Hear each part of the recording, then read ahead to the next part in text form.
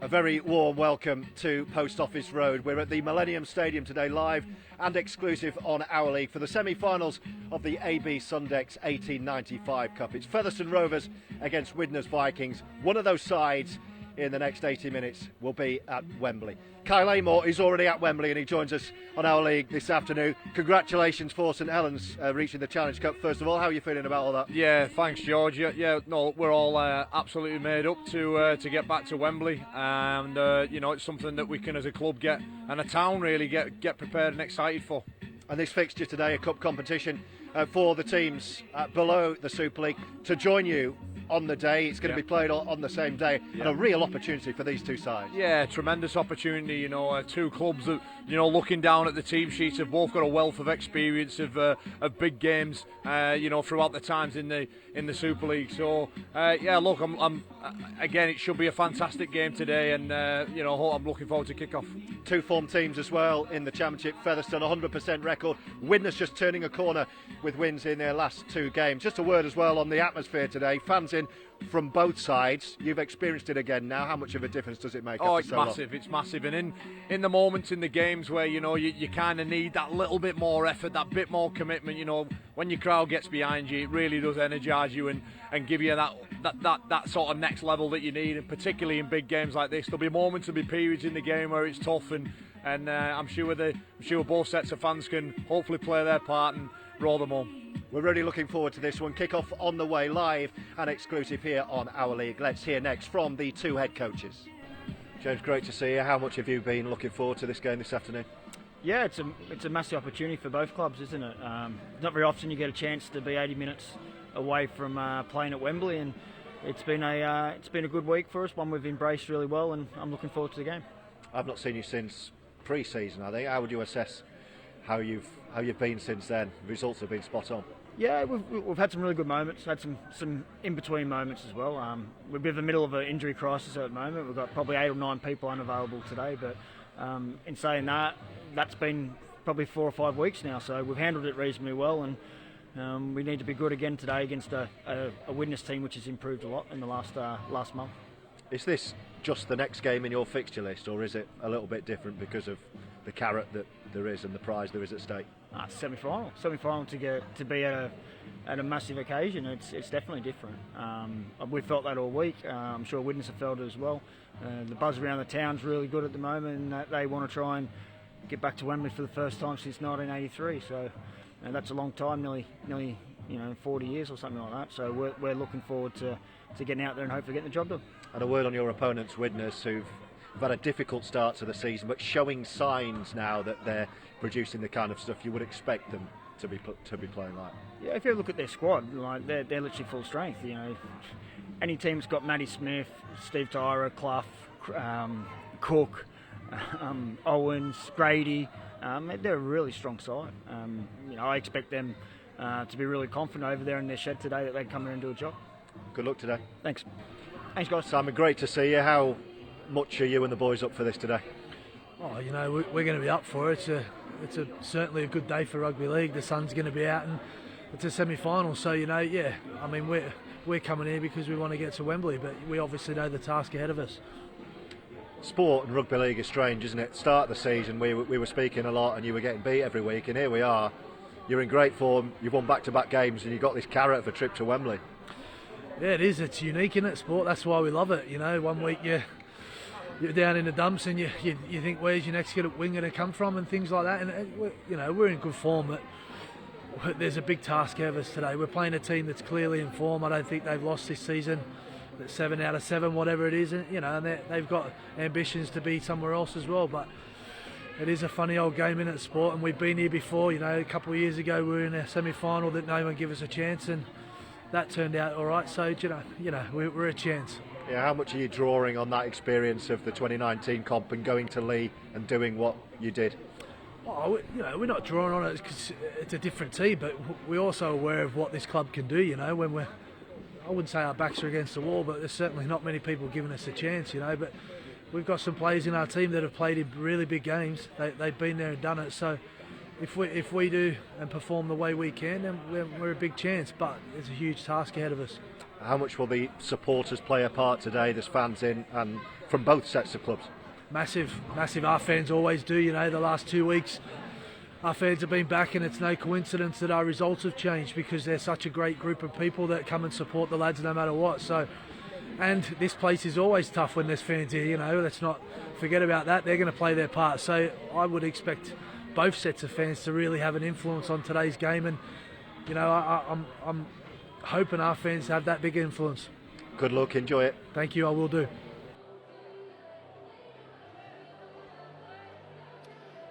Yes, both head coaches ready for this. The fans are ready for this as well. So good to see supporters back inside rugby league venues, and supporters from both clubs allowed in today as well. A limited capacity for both Featherstone, the home side, and the visitors. The Widnes Vikings have brought a few, and they are enjoying the afternoon so far with kick-off.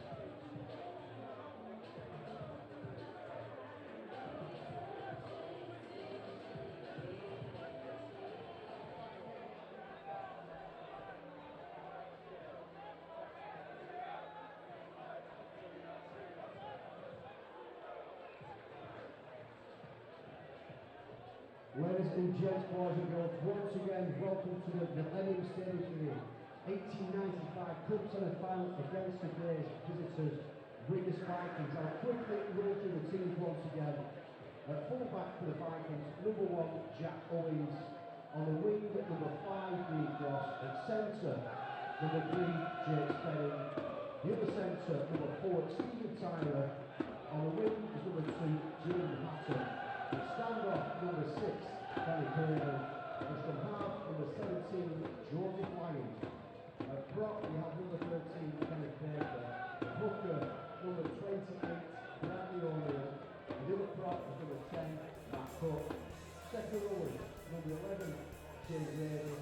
And number 12, Alan Lawson. And the winch ball is number 10, Matthew Smith.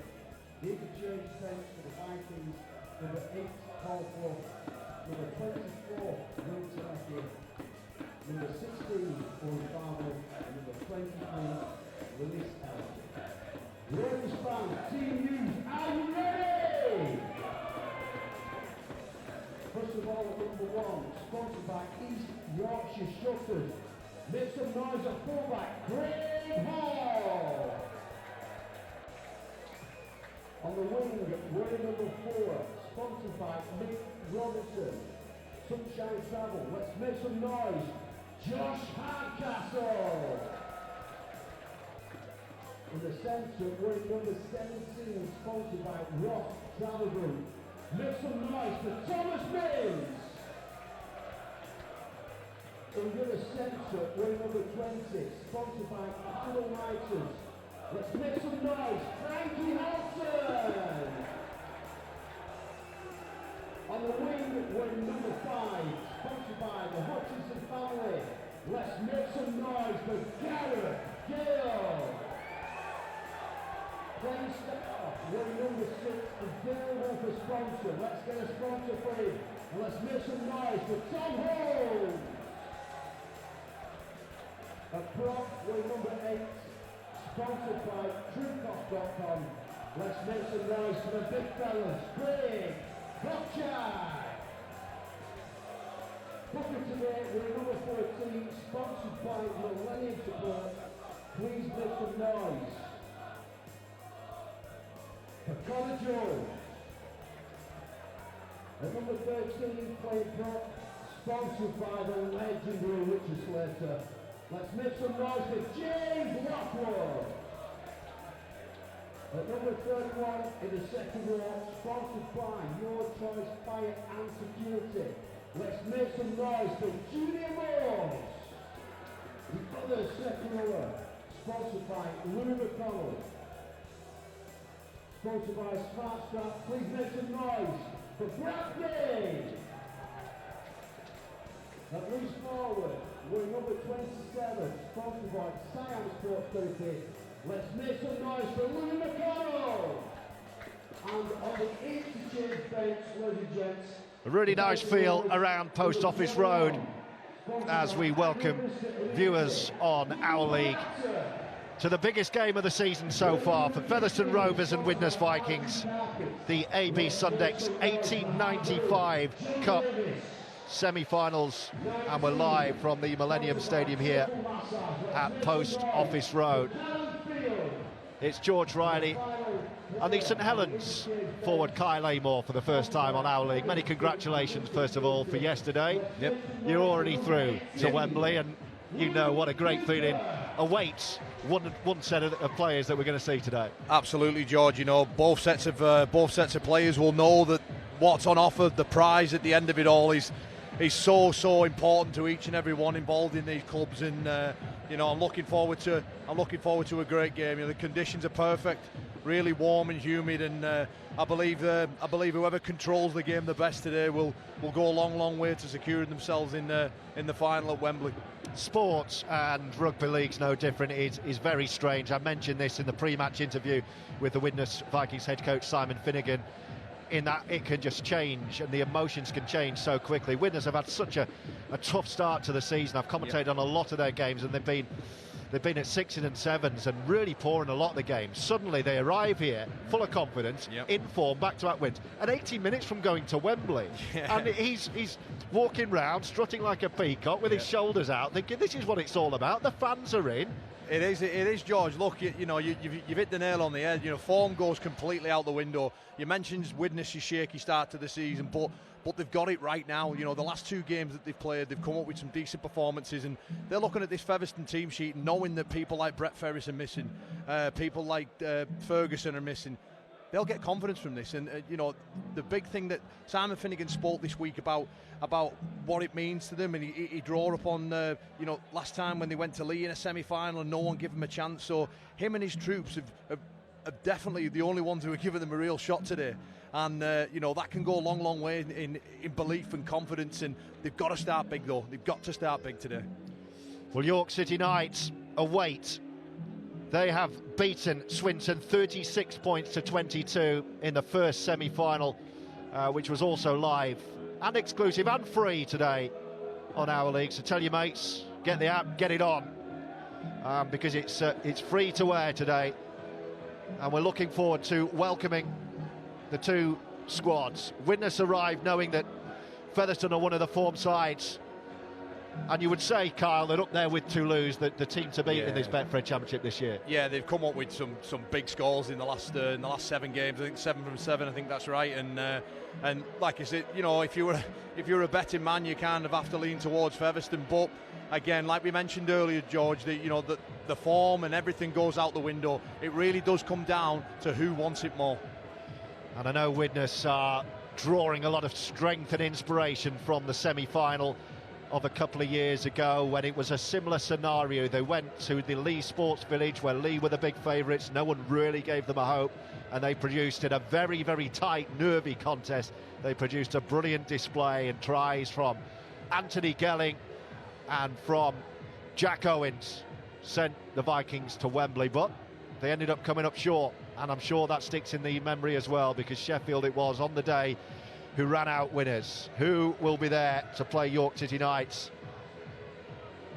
next month on Challenge Cup final day, alongside Kyle and St Helens and the Castleford Tigers, the double header at Wembley, and what an occasion that will be, and I'm sure you'll be looking forward to, well, I'm sure you're looking forward to it already. I'm sure as soon as the match was over last night, you were thinking, yes, Wembley in the diary, weren't you? Definitely, you know, we all, as we normally do, we went round clapping all our supporters and then went straight over for the families. You know, it's such an important cup for everyone. It really is. It's something that we've been after since we were all kids, and our club, you know, for a number of years now has fell short. So really look forward to getting back there.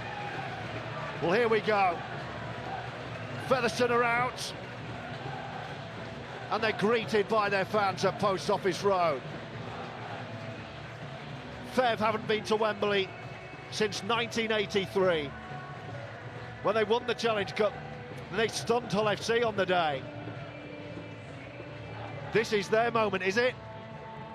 Or will Widnes have their say?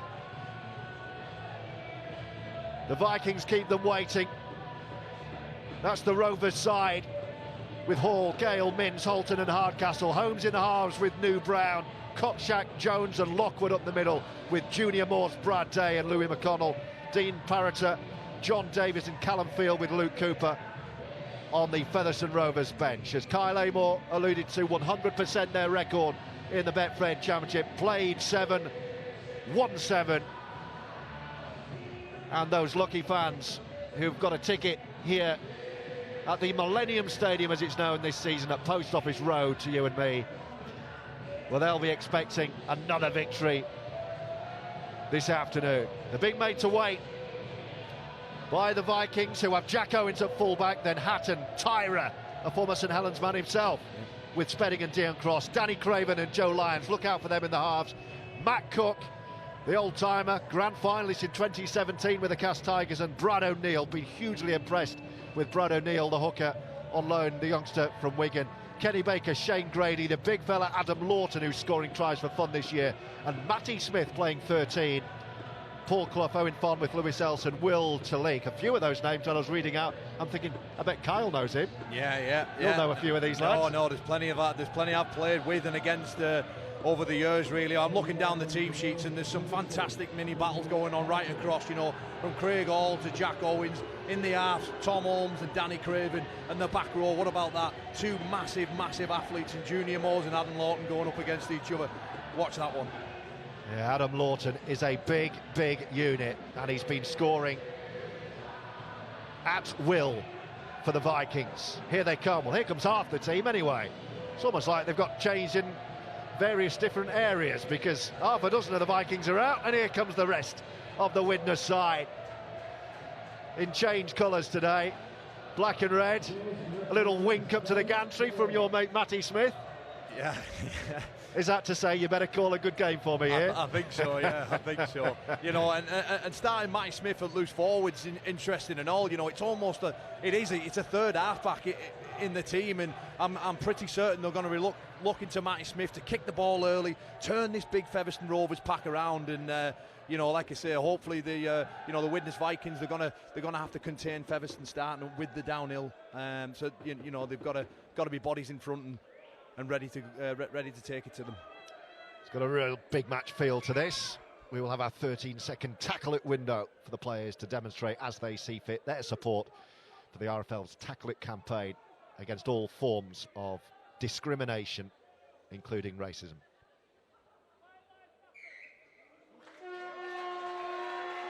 Our match referee today is a man for the big occasion, Ben Thaler. And we're ready to go. Great feel around the Millennium Stadium, Post Office Road, and with the home side in their familiar colours, who will get us underway, kicking from left to right. Featherstone in the navy and white, Widnes in the all red with black trim, and a place at Wembley, and a date with the York City Knights in the AB Sundecks 1895 Cup Final awaits next month. It's a big prize for these two sides, and there can only be one winner. And we're underway. Swirling kick from Hall, and the first big drive back from the Vikings. It's Matt Cook with the first drive. Coming towards the end of his glittering career. He's been nursing a few back problems, he's been telling me, throughout the season so far. He's been pretty much patched up and put out to play every game at the moment. Matty Smith joining the line, as Kyle says, at 13, as he has been slotting in the last few games for the Vikings. Good first few carries. It's Smith again and Cook again. Another big carry from the big fella. Powerful front runner Matt Cook. Last tackle, Craven on halfway, puts the left boot to ball. It's going to go on the full to Craig Hall. The chase is good and Featherstone will start on their own 20-metre line. Kyle Amor. Yeah, great opening set there from Widnes. You know, nothing particularly fantastic really, just getting through the carries and allowing a good kick from Craven down this left side of the field. And you know, it's Featherstone's turn now to show what they're about. Both James Webster, the Featherstone Rovers head coach, and his opposite number in charge of the Vikings, Simon Finnegan, have been stressing to their players, no errors, nothing easy in the opening exchanges, that arm wrestle period. And that was a confident start from the Vikings. Here come Featherstone up towards a similar position, just shy of halfway in their own half, and boot to ball comes from Tom Holmes with a left boot.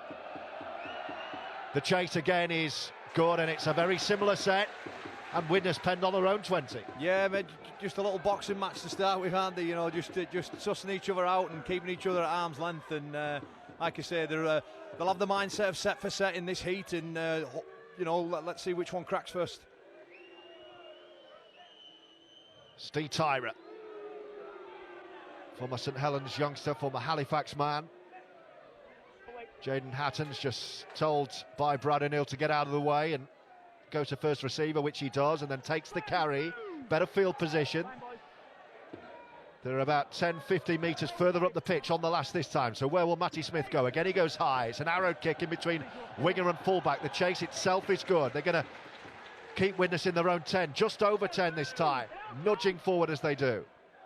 And that's the benefit of having Matty Smith again, you know, as they in that middle. It just gives Widnes other options to kick from, other positions where they can, you know, put the ball in different corners. Real hard to, you know, for Featherstone Rovers to sort of suss out which way the kicks are going with having him there. Yeah, they've got three good kick options, haven't they, Widnes, on the last, with Matty Smith in the side alongside Danny Craven and Joe Lyons. Oh, that's a high shot. There's the first error, and the crowd gave that one. And those are the little pressure releases that I spoke about, you know, who's going to crack first. And, you know, it's Widnes on this occasion, you know, as Craig Hall pumps the ball downfield. And this is going to be the very first set now for Featherstone in good ball. And let's see what Widnes' try-line D is all about. It was Matt Cook, the man who put his hand up and said, sorry, that was me. And it's given the first opportunity for points to the home side. Right in front of the post. Connor Jones is the hooker. Just pops it up to the big fella Kopchak, who's been round the block a few times. Jones once more. Junior Moore's waiting on this right side, but straight back in field. New Brown with a short ball. Scrambling defence from the Vikings on their own line. All the way back, and down the middle they go again. Lockwood. Jones, will he go on his own? No, he comes back. It's shifted, Hall joining into the line. New Brown looking to force their way over on the near side through Frankie Holton. It's the last tackle. And a penalty on the last. Oh no. That's a coach killer. It sure is, sure is. Ill discipline, you know, the normal sequence of events, George, doesn't it go penalty, try, and you get the feeling that it's going to happen here. And you know they're near the line when the kicker on the penalty kicks backwards into touch for a better field position, as Craig Hall has just done. Junior Moore's then with the first drive. It's a full set from here. And will the Vikings backline start to creak? Jones to Lockwood once again. James Lockwood grounded.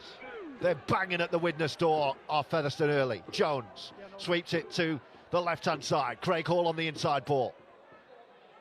But he's wrapped up by three red jerseys. Jones has a look over his right shoulder, but he goes left. And they're running it this time, and Day towards the line. It's Day over! Has he got it down? Yes, he has. Opening score from Brad Day, and the pressure eventually forced Featherstone over, and it's Rovers who lead by 4 points to 0. Yeah, look, we just mentioned it before, Matt Cook penalty 1 metre from their own try line on tackle 5. It's Widnes' own ill discipline that's led to Featherstone Rovers the opening try, and Brad Day, just comes on a lovely little short ball and too big, too strong. Well worked by Featherstone. Kyle called it. Penalty try is what normally happens, and that's exactly what has given Featherstone Rovers a 4-point lead. Widnes will just be talking amongst themselves now about, look, it's happened, move on from it. Let's have a good response with our defence. Let's go after them. Like I say, not the ideal start for Widnes there. And they'd survived the onslaught from the initial Matt Cook penalty, and then, having defended their line, given away a subsequent penalty on the last tackle. Here comes the kick to turn a 4 into a 6. No mistake at all from Hall, and it's a 6-0 early lead for Featherstone Rovers. Here's another look at the score.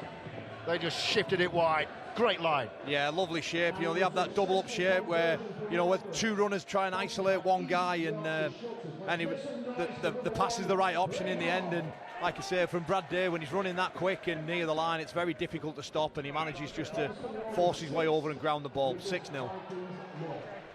So restart from Danny Craven. Can the Vikings respond from the early setback and settle the ship? What they will not want to do is give away another penalty this set. Oh, the ball's come free, and that's exactly what they've done. Yeah, they're not giving themselves any chance at the moment, really. I spoke before when they're in the huddle behind the sticks, that the response and the vocal that you want is, let's get after them with our defence and let's get stuck into them in this next set. And to give away a penalty, player 2, and they find themselves once again defending their own 30-metre line now, and they've got to be better and much more disciplined. It's big Adam Lawton, I think, got the hand in the tackle and ripped the ball clear. And Featherstone with a great chance to back up with another score. Kopczak down the middle. Jones with a glance to his right and then goes left. Lockwood giving the ball a bit of room. Lovely ball to Day again! Day's got 2 in 2 minutes! And Rovers are running riot. Fantastic try there, The ball movement once again was perfect. Lockwood heading up a shape, finds it out the back, and the pass is perfect again. And what a line as well from Brad Day. He might be fancying himself for an hat-trick before 10 minutes at this rate. Well, how well worked and how easy did that look? Yeah, that's to go through without even a hand on him. It's poor defence from Widnes, really. But again, when you're giving away a penalty, you give away 3 penalties in the opening 8 minutes. You're going to find yourself behind the sticks more often than not. A dream of a start for Brad Day and Featherstone Rovers. He's helped himself to 2 tries in a couple of minutes as the sun comes out over Post Office Road. Featherstone bidding to go to Wembley for the first time in 38 years. Could not have laid a better platform. Hall's hit the upright, but it's a 10-point lead, and already some serious discussions going on. Kyle Amor behind the sticks for Widnes. Yeah, look, obviously it'll be the same chat again. Let's reset, let's get back into the game, and they have to just keep Featherstone. I know it sounds obvious, but they have to just keep them away from the good ball. They've got that many good players running at pace, running at speed. Every single pass that they've put on at the moment's been on the money. So they have to go after this game with the defence. Well, deja vu for Danny Craven. He's thinking, have I not just done this a couple of minutes ago? Ball on the kicking tee. Oh, he's not had the ball in his hands yet. No. All he's done is kick off. They'll be shell-shocked, the Vikings. That's a good restart, but the bounce pops into the hands of Tom Holmes. They just need to get through a set and get the ball back here, Widnes. Featherstone have started like a house on fire. Lawson into the tackle. Oh, they look hungry, the home side. That's a swift pickup, running at Lawton.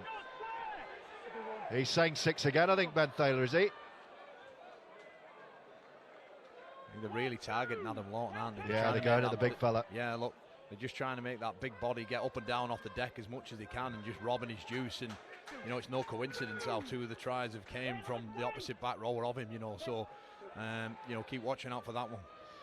Brown to Moores out the back door. Who's that come off? It's picked up by Featherstone. Ben Thaler saying play on and have 6 more. Jones might only need 1.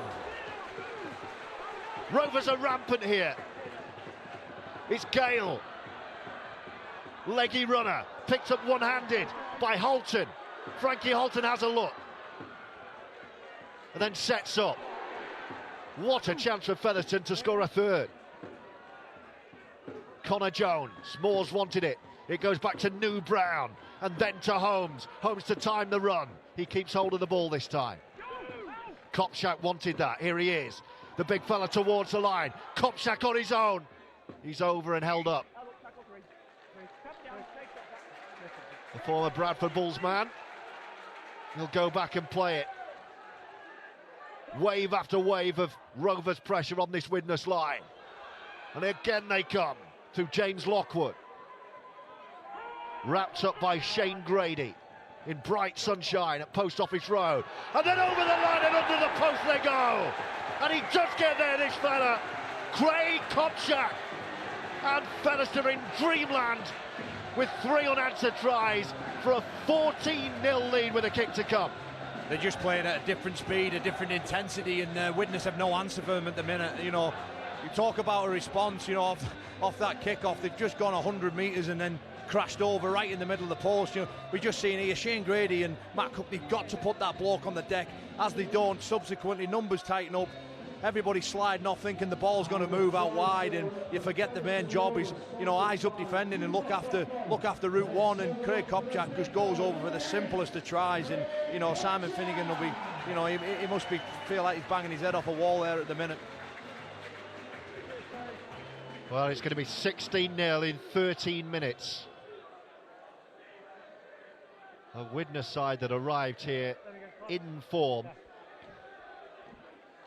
Like I said, George, they've just got no answer for this, you know, this Featherstone Rovers juggernaut at the minute, mate. They've, you know, they need to break the momentum somehow and do it very quickly.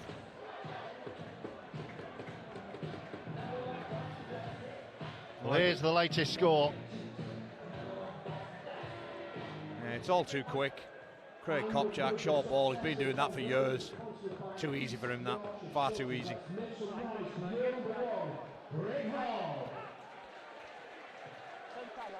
16-0. What a start from Featherstone. He goes long this time, Craven. And here is the try scorer, Kopczak. Widnes don't know what's hit them early. What a start from Featherstone. And here they come again, looking to break through. Another half break, another strong carry. Day, who's on a hat-trick already. Yeah, they're definitely targeting Lawton. You know, he's made to do 3 tackles in that set, and they're definitely going to work him over. He's going to be prepared for a big shift as they move it around him again, and that's what you get. You get a little legs tack, and it allows the ball to move and bring Junior Moores into the game here. There he is, big Junior Moores. Brown, the dummy half. Ball just easily steps away from Craven and puts the kick in.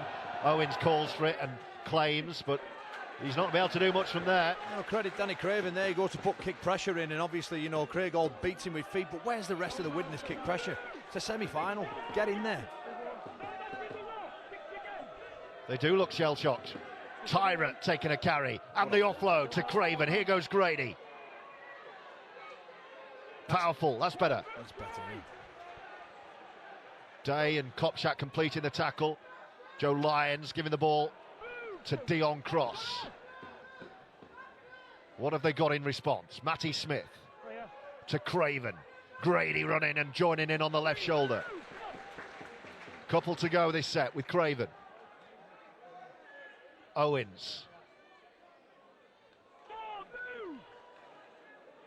Craven gets out of the way and lets O'Neill take over. Gives it to Matty Smith. Lyons, this is good. Owens is going to pick up on the bounce. He's going to be in, is he? Great scrambling defence. It's still go. It's out the back door. And they're away. Now then, can he go the distance? Will he be caught? Can he get there? The scrambling defence. Great defence in the end. And he's in touch on the far side. What a tackle. What a play there from Jake Spedding. He has no right to... Great play, great play. A breathless spell of play. It's got a real semi-final of a cup feel about this. And there's going to be some tired lungs out there right now. Have a look at this. That's a massive play. You think the context of the game, you know, granted there's only sort of, you know, 16 minutes gone, but you feel if Featherstone score that, it is game over already, you know. Great play there by Jake Spedding, not only just to make the tackle, but to put him in touch and win his side the ball back.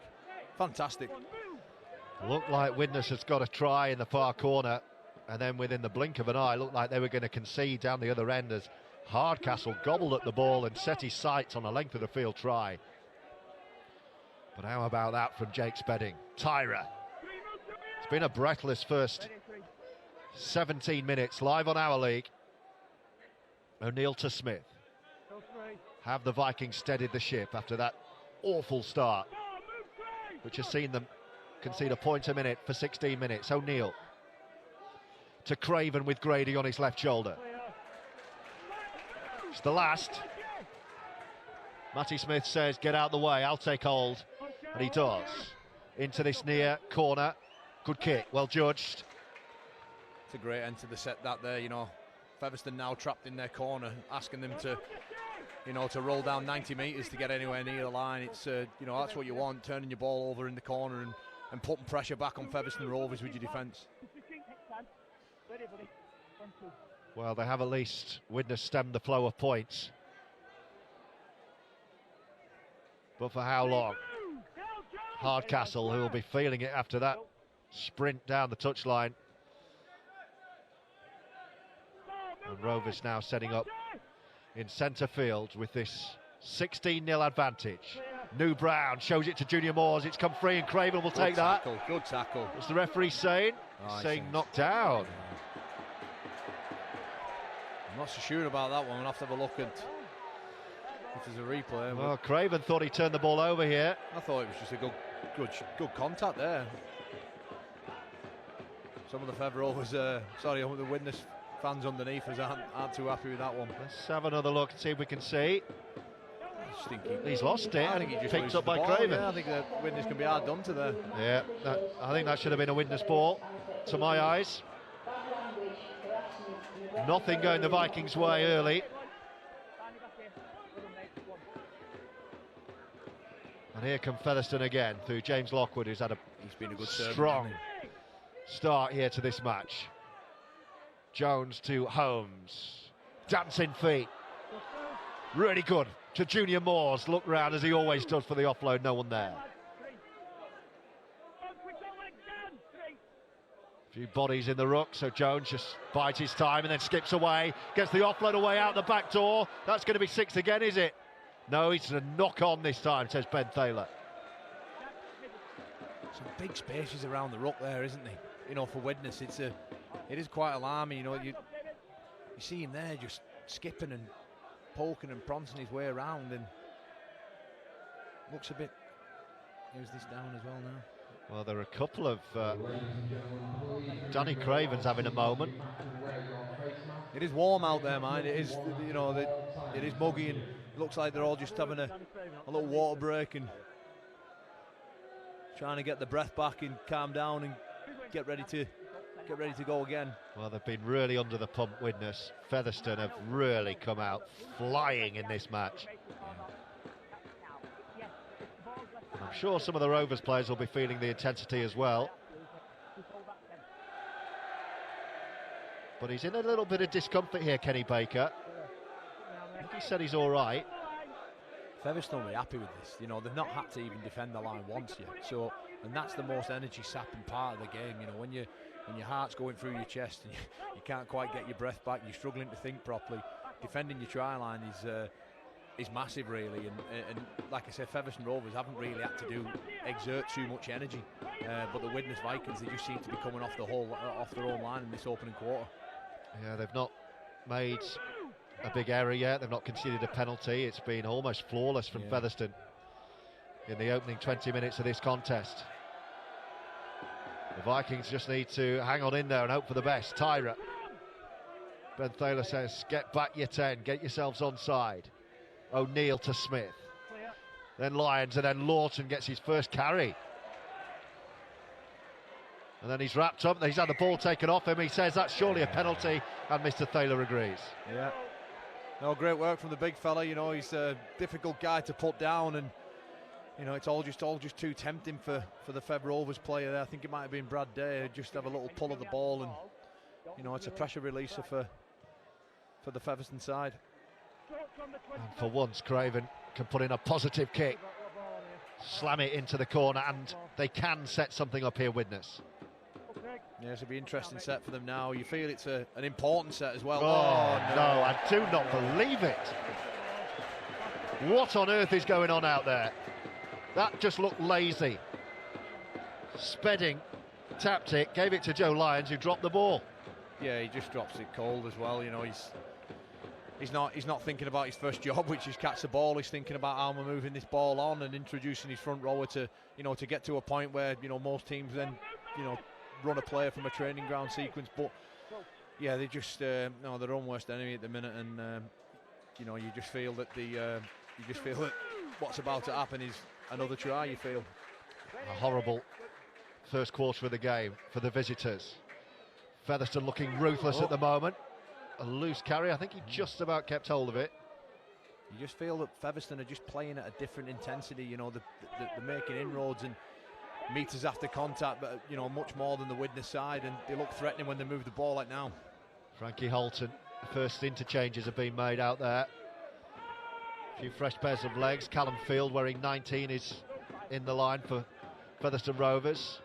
New Brown bypasses him and gives it to Holmes, and Hall joining in, and they're just sweeping with ease to the left-hand side, and then the grubber kick through, and Owens just has to go across and concede a dropout. And that'll kill this Widnes side. You know, you look at the body language of some of them, hands on heads all low down. Like I say, it's a warm day, and Featherstone Rovers are just doing every single thing right. You know, they're just getting through the sets, putting Widnes in bad spots, and creating more pressure by these little kicks in behind. It's forcing goal line dropouts, and all the while it's just draining and robbing and taking away the petrol in this Widnes side. Just looking down on the Widnes bench, I can see Matt Cook's already off. Just having a little chat with Paul Clough down there, and Will Talik, who's someone I would be getting on soon if I was Widnes. Yeah, just to give that bit of impetus in and around the ruck, really. Change the momentum of the game. It's been relentless from Rovers, and he's off again, Kopchak. That's what I'm talking about there. That cat. Oh, he's lost the ball. Oh dear. Lost the ball. Great carry. You know, done everything right, but you know, forgot just to play the ball properly there. And you know, they are just giving Widnes a little glimmer of hope, aren't they? You know, yeah, the last it's been 5 a minutes. Sticky 5 minutes or so. I was going to say from Featherstone. Can Widnes take advantage? 16-0 is nothing, of course. You just feel that Widnes need a penalty or a bounce of the ball go the way. They just need something just to get them back in this game. Well, they got a penalty 2 minutes ago and That's a great dropped run. it, but here he goes this time, Spedding. Where's his support? Wasn't the best of passes. Hatton took it. Has the fizz gone out of this attack? It's 6 to go from here. Lions won't be dropping that one. Lawton feeds it wide, but Spedding didn't want that. He's just run up the pitch. He said, I came over here for a rest. Yeah. Don't give me the ball. Lawton again. Looking for offloading, isn't he? He is. He's had a really good start to the season. Smith round his ankles. Craven into the line. Owens. Lovely pass. There Owens. it is. There it is. That's brilliant from Owens. And Jaden Hatton puts it into the corner. And it's a forward pass. Oh. And it didn't need to be. No, and obviously it's very difficult from where we're stood up here to see how forward it actually was. We're just seeing on the replay now as it looks to. Oh, it's always difficult to tell, George, isn't it? But you know, that's just you felt that would have helped Widnes climb back into this game and give us a real, real exciting second half to this first half. And it looks like someone's down with an hamstring or Hamstring or a calf. You wouldn't have thought it was cramp after 24 minutes. No, surely not. You'd hope not, anyway. I don't know why the referee hasn't stopped play with the man being down. It was the would-be try-scorer Hatton. Well, that just felt like Widnes' moment. It sure did. But they'll take promise from that. You know, they'll know that they can, if they get the field position right, that they can trouble this Featherstone Rovers side. You know, that's the first real sort of good ball full set that they've had, and you know, barring a forward pass, they walking in the corner, so there is something there for this Widnes side. Last tackle. Featherstone 40 away. Tom Holmes with a left boot. Good pressure. He never looked like getting anywhere near it. It's gone backwards. It's still the last, says Ben Thaler. So they'll get the ball back over on the far side. Let's play on.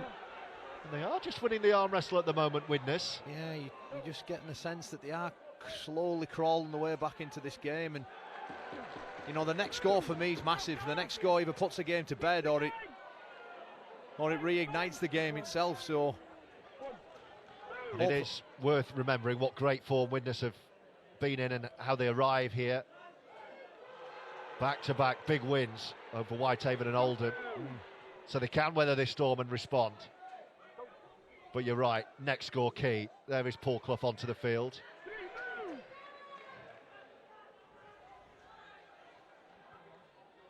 And up the middle they go. That's Owen Farnworth also on. O'Neill needs to start taking charge a bit more. Lyons off the outside of that left boot. He's going to have to chase that himself. It's a good kick. They're going to have to deal with it. Much better there from Widnes. You do sense that they're growing now, George, don't you, Widnes? They've got, this sort of last 5 minutes or so has been a real good spell for them, and they just need to capitalise with some points, you feel. I'm just keeping my eye, Kyle, on Jaden Hatton. He's not right, on this near left away. He's struggling, doesn't he? He keeps holding his hamstring. I don't think it's his left hamstring. No, that's not the kind of injury you're going to run off. So if you're done, come off. Especially as a winger, you need them high-speed meters, and the involvements that they do now, the modern-day wingers from backfield's massive for momentum in this sport. So if he's not right, then he doesn't look right. Here come Widnes, the two wingers in the first field. Dion Cross has been much better from the visitors the last few minutes. Massive hit, but he bounces out of that one. I think that was Callum Field. Craven into the line. Craven dancing. Was that an obstruction? No, he kept hold of the ball. It's okay. O'Neill, will he go on his own? He'll give it to Matty Smith underneath the post. Smith towards the post. Almost through. It's the last tackle. They're millimetres away. O'Neill to go on his own. What a good tackle. Great tackle, that. Looked like he was in and the door was shut. Yeah. But they're getting closer. They are getting closer. But for me, this is where they need to ramp up now. This is where they need to now put the pressure back on Featherstone and do not let them go 100 metres down the field like they have done so many times in this game. They need to go after them with the defence and make them work for everything here. The intensity from Widnes has suddenly lifted. Suddenly they're on the front foot. They're flying into the tackles. They're looking to keep Featherstone pinned in their own 20 here. Brad Day. And again, he's running at Lawton, who strips it free.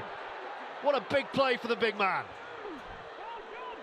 Great play there. And Brad Day was just thinking about his carry, and obviously Lawton's called it and just stripped it out one-on-one, and could be a huge play for that in the context of this game as Paul Clough takes it forward now. Another former St Helens man. They're setting up for the shift. O'Neill to Craven. What can he conjure? Gives it to Jack Owens. It's the Tyrant, takes it and scores. And Widnes are on the board, and look at the celebrations. And you can tell how much that means to Steve Tyree. It's they've been through a tricky spell in the opening 20 minutes, but you know, as we said, George, the momentum slowly but surely started creeping back in Widnes' favour, and you know, they built pressure. They had a really good defensive set. Adam Lawton comes out with a fantastic play, strips a ball, and then from there they overload the left-hand side, and you know, not the cleanest of catches, but he won't be bothered and puts the ball down, and 4 points for Widnes.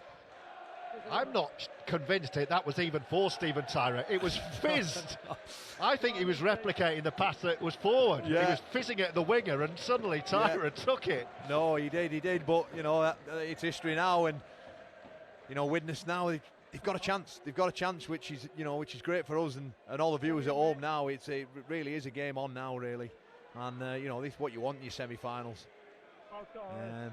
Yeah, that's what the neutral needed. Featherstone Rovers fans who haven't made the trip, I'm sure will disagree, but for the neutral, game on. Can Tyra tag on the 2 to his 4 and make it a 16-6 ball game? You know, they've obviously game planned Widnes, haven't they, for something down this left-hand side, because you know, most of the good ball sets where they've looked most dangerous is where they've run down that channel, and you know, obviously they've had one try disallowed and another one given. You just feel that Widnes can you know, keep going in this purple patch as we see it here. So it's a lovely ball from Jack Owens, but I agree with you, George. It looks like it's for the man. It looks like it's for the winger, sorry, and you know, Steve Tyra just makes a snatch at it. And put it this way, if that was meant for Steve Tyra, he rates him very, very highly. If he actually thought Steve Tyra could take that. A bullet of a pass. Wow. 16-6. Tyra added the 2. And it's Hatton to run it back. Yeah, that hamstring looks okay now. Yeah, maybe he just felt a little twinge. Yeah. The try scorer here taking his team forward. They've really recovered well from that horrendous start, the Vikings. They're on the front foot here. Can it get even better for them in the 10 minutes we have before half-time and really set up a terrific second half? Brad O'Neill. Craven's going to kick on the 4th here. That's he a great sees kick. Loads of room. There's no one at home. What a kick. And Spedding's after it. Look at the centre. He's herring down. He's going to catch him in goal here. Oh, he just about gets away, but that's brilliant from Widnes. Great thinking, Craven, too. And the commitment and the effort there from Jake Spedding, the speed and intensity that he's getting up. Get with him and trap him there. They've just let Featherstone off the hook there. Well, this is better. Whatever changes Widnes have made, it's worked. They've made a couple of personnel changes. And there's real intensity. Oh, good shot again. And I'm just looking down from the gantry on the bench, and they're applauding everything. Matt Cook and Will Talik down there getting involved. Brad O'Neill's really putting himself about here. The introduction of Paul Clough's been good. It's been good for Widnes. And look at that for a set. He kicks it inside his own 20, and the trade-off is Hatton gets to catch it and takes it over the 50 with Jack Owens. Not the best pass for Jack Owens, though. He had to jump in the air and take that above his head. And look where they start the set now, George. The momentum really is swinging back in Widnes' favour here. It is. Can they strike again? Owens, who's been really good. He's great when he joins the line with those lightning hands and feet. Hatton looks like he's recovered. He's demanding the ball. Rovers a little rattled at the moment. Craven to Grady. Just calming it down a little bit here, Widnes. Junior Moores completes the tackle. Craven again, the delayed pass to Lyons, and then Owens, the danger man, joins in to Spedding. This is good. They're going to be in touch, though. It's come all the way backwards. Lawton, is it play on? The big fella's still going. He'll score! Has he got there, Lawton? I think he has. What a score for Widnes out of absolutely nothing. Adam Lawton's over, and it is game on. He seemed he had all the time in the world. I thought he was going to try and offload it, and somehow he's just spun out and stretched them 3-metre arms of his out and just plonks the ball down. You know, the ball gets thrown back inside, and Adam Lawton's the first one to react. But look at how many the 6 Featherstone players that can't deal or don't commit themselves to Adam Lawton, and as a result of that, he spins out, and like I say, he puts them awful long arms and dots the ball down. And what a half! 2 different halves in a half. Brilliant. This has been wonderful. I hope you're enjoying our coverage as much as we are. I think myself and Kyle think we've got the golden ticket watching this today. It's just, you're lifted by having the fans in. But this just feels like a proper old cup semi-final, doesn't it? Absolutely, mate. You know, I feared for Widnes, if I'm totally honest. But brutally honest, I thought this could be a big score, and you know, we spoke about how Widnes maybe just needed a bit of luck, a penalty, or you know, a bounce of the ball going the way, but they haven't needed that. They've just got them with, you know, with sticking to the process and sticking to the game plan, and when they've got them down in good ball, they've managed to come up with some good scores. And you know, I think the Featherstone Rovers team will be bitterly disappointed that they didn't shut Adam Lawton down there. He just seemed to have all the time in the world, and you know, we talk about desire and desperation. For me, Jake Spedding's showing it in absolute bucket loads. You know, he's been fantastic this last sort of 15 minutes for this Widnes side, and you know, and hopefully if he gets this kick over, we're back into a one-try game, really. Tyra to put boot to ball. He has done. Flags are up. Fans like it. Widnes Vikings like it from 16-0 down. They now only trail by 4 at 16-12 with 5 minutes to go. Another look at this try. Oh, there's, you know, 1, 2, 3, 4, 5. Look at how many blue and white shirts are in the frame, and not one of them commit to the ball's the threat. Once the ball's down and gone, that's the threat over. And they let him just stand and almost just dictate to Featherstone what he's going to do, and manages just to spin out. And you know, fair play to Lawton, massive play. He's come up with some big plays. Here's Paul Clough. His introduction has coincided with this upturn in Vikings fortunes, and Will Talik as well. He's been one of the standout performers early on in the season for the Vikings. You feel that Featherstone are now the ones who are a bit shell-shocked, and they're rocking. They'll be the ones who want half time. This, you know, Widnes won't want this half to finish, really. It's compelling. Semi-final rugby league, a place at Wembley awaits. Hold it. Oh, what are you doing? It's gone forward. Oh. Well, the opportunity for the offload was there. I just wonder whether that big contact kind of make him lost his bearings a little bit. Yeah, he doesn't need to do that, you know. Just get to the end of your set and, you know, turn the Featherstone Rovers around. You know, they're the ones who are rattled at the minute. You've just let them off the hook. And I said earlier about keeping Featherstone Rovers away from Widnes' try line because of all the shape and the speed that they run the plays at. And you know, for the last 20 minutes, Widnes have done that, and they haven't felt threatened or troubled once. Well, you know, this could be a huge set now for Widnes to see this half out here. They've got to make sure that they do a good job in this good ball set. Yeah, can Featherstone strike with a sucker punch, having been on the back foot? They could strike again before half-time. And that could really be a momentum shifter if they do. Dean Parata, wearing 21 off the bench, is normally a catalyst for good things for Featherstone. Junior Moores just bounces off 2, 3, 4, straightens up and says, who's going to stop me? Almost over on his own, right in front of the sticks. Danger for Widnes, who've been on the front foot. Towards the line they go, almost there is Luke Cooper. Parata all the way back. There's surely going to be gaps. Holmes does a 360 into a cul-de-sac and then he's wrapped up.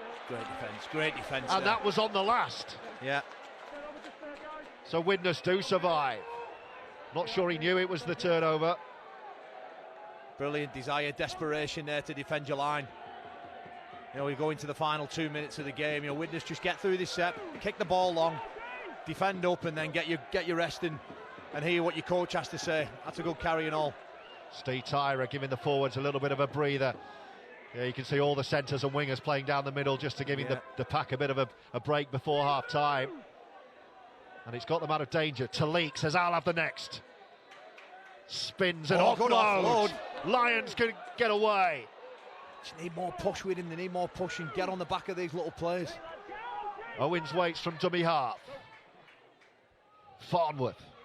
That's a great carry. Oh, that looked painful. Hope he's okay. Oh, you never know. He went never down nice in a to lot see of pain. that. Never nice to see, is it? You know, an awful tackle. One of those kind of. It looked like one of those kind of. I think they call them like a ninja tackle, where you swing your legs round and real awful on the back of his knees. I don't know if we'll get to see a replay or not. And it didn't look nice. It didn't look nice at all, really. And there we go. At it now. Oh no, that's a bad one for me. That's Luke Cooper. That's a bad one. Well, the referee, Mr. Thaler, was happy with it, wasn't he? Yeah, it's no, you can't, you know, it was almost like a cannonball, but swinging into it, wasn't it, really? But did Ben Fearless it? He's all right anyhow, so... It's happy for him just to play the ball. And that's the main thing, really. Well, Widnes on the last play, and Danny Craven just put the ball in the corner. Challenge it now, challenge it. High. Gale's after it. Doesn't really get near this, and they're going to have to kick him behind. But has he gone forward off Widnes? I think so. I think Mr. Thaler's saying that's going to be Featherstone ball. Last 30 seconds here. It's been a great half, hasn't it? What a response from Widnes. What a start from Featherstone. And what a cup tie. You know, Simon Finnegan as well. Let's not forget that Widnes have got the downhill next half, which is, you know, I've played on this ground, albeit about sort of 10 years ago from my time at Whitehaven, and, you know, it certainly helps running downhill rather than uphill, I'll tell you that. It's not quite as big as the Batley Hill, No, is it? no, it's not quite, but it's big enough. It's big enough when you're doing it for 80 minutes, trust me. Yeah, a few of the big boys will be rolling down the hill, I think, second half. Looks like it's going to be 16-12. Oh, it could be more! Featherstone have got numbers left, numbers right.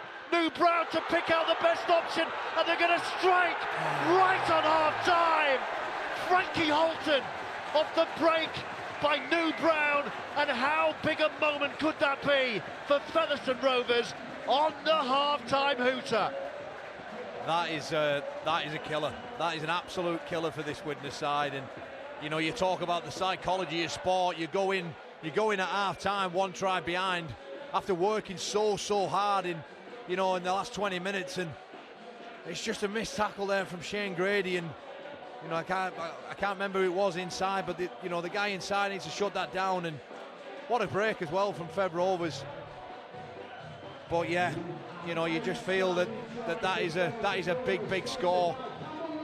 20 points to 12, kick to come from Craig Hall right on the stroke at half time, and you know, we've been thoroughly entertained this half, and I'm hoping for more in the second half, George. And like I said, Widnes know what it looks like, they know what they need to do. They've just got to go and make sure that they reassess. Matty Smith back in the orders behind the sticks now. He won't be happy with that at all, and get ready to go for the second half. 20 points to 12 with this to come from Craig Hall. And it looks absolutely perfect. And it is. It's a 10-point lead, 22-12. They struck first and last with a purple patch from Widnes in between. But how big a moment could that be in the destiny of this AB Sundecks 1895 Cup semi-final? Just look at the body language from Widnes. Yeah. You know, I mentioned earlier about the psychology in team sport. You know, you really feel that Widnes will be a bit rattled from that, but you know, they've just got to forget about it now and get on with the next job, which is defending this, you know, this final set out, you feel, before half time. Craven picks his spot. Now we're in the final throws. Just whatever is added on, and that is it. And that is the half-time hooter. What a first 40. Featherstone got off to a flyer. 2 tries in 2 minutes from Brad Day. Craig Kopchak had them in dreamland at 16-0. And then the response. But they scored last. This was the start, Kyle. Yeah, they started out like a house on fire, didn't they? You know, 2 tries from Brad Day on that far left-hand side.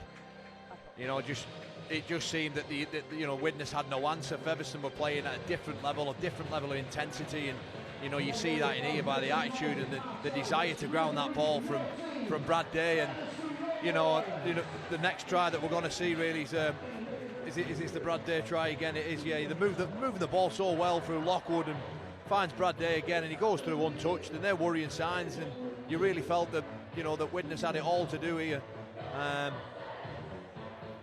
As we can see again, short ball, not even a glove on him, all too easy that.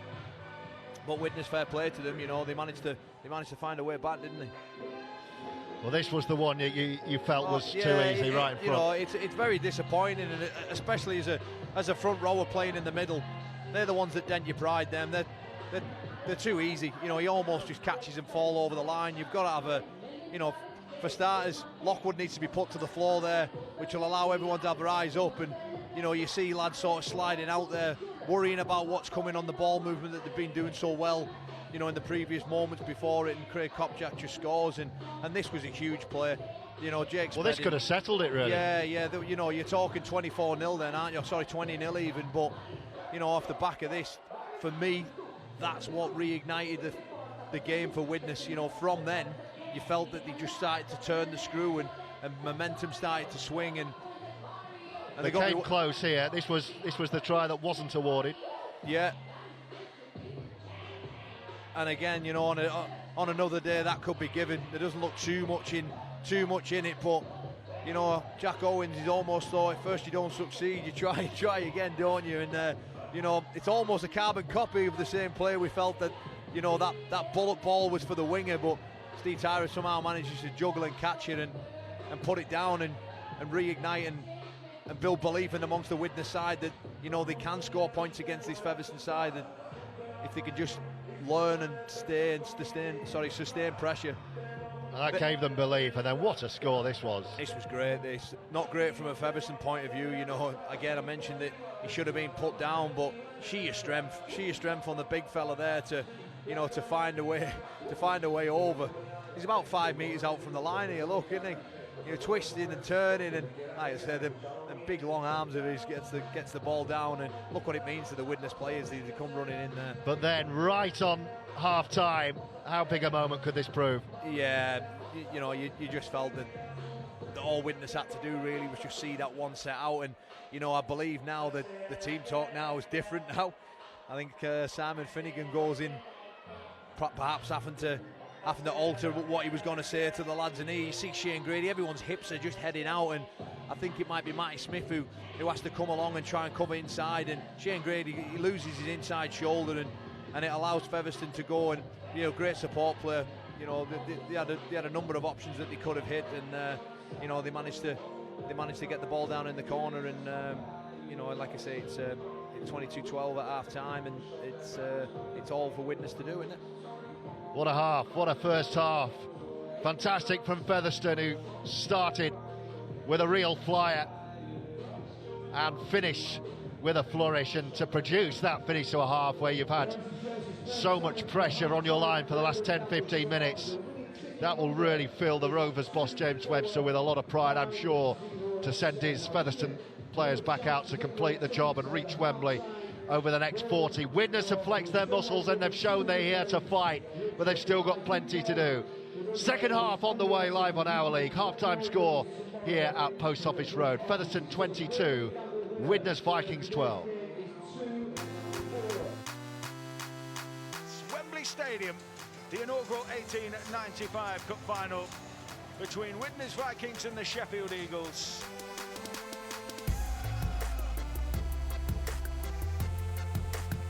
Dropped one off, a lovely line from Arvad. Great pass at the line, and they've worked their way through. They'll take it to line. Brown goes for the line. Has Brown forced his way in? The try is awarded. And now Sundecks got it, and Sundecks get it to Brown, and Sheffield have taken the lead.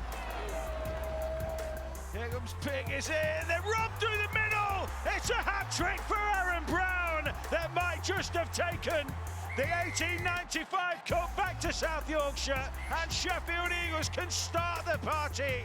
They have won here. The inaugural AB Sundecks 1895 Cup has been won by the Sheffield Eagles.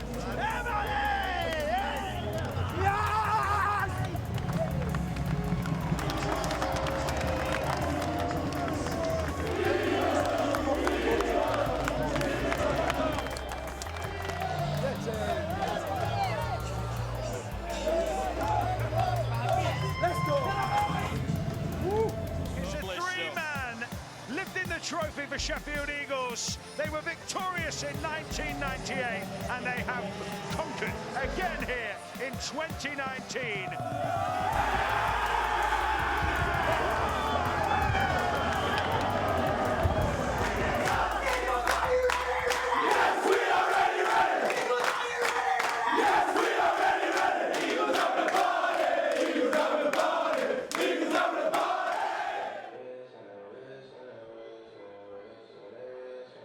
Yes, that was the last win, because then COVID happened. And here we are, waiting to see who gets to the AB Sundecks 1895 Cup final next month. We know one side, the York City Knights, who beat Swinton in the first semi-final earlier on today. That was a 2 p.m. kickoff, and York won that 36 points to 22. At the moment, Featherstone Rovers in pole position to join them at Wembley on the same day as the Challenge Cup final between St Helens and Castleford. And the man alongside me in the gantry today, Kyle Amor, was part of the Saints side to win their semi-final yesterday against FULL80, and will be there at Wembley. So let's have a little bit of a chat about that, if you like. I mean, how was that as an experience? And I mean, we've mentioned the strange times that we've all been through. Certainly for you as players, it's a completely different game without fans.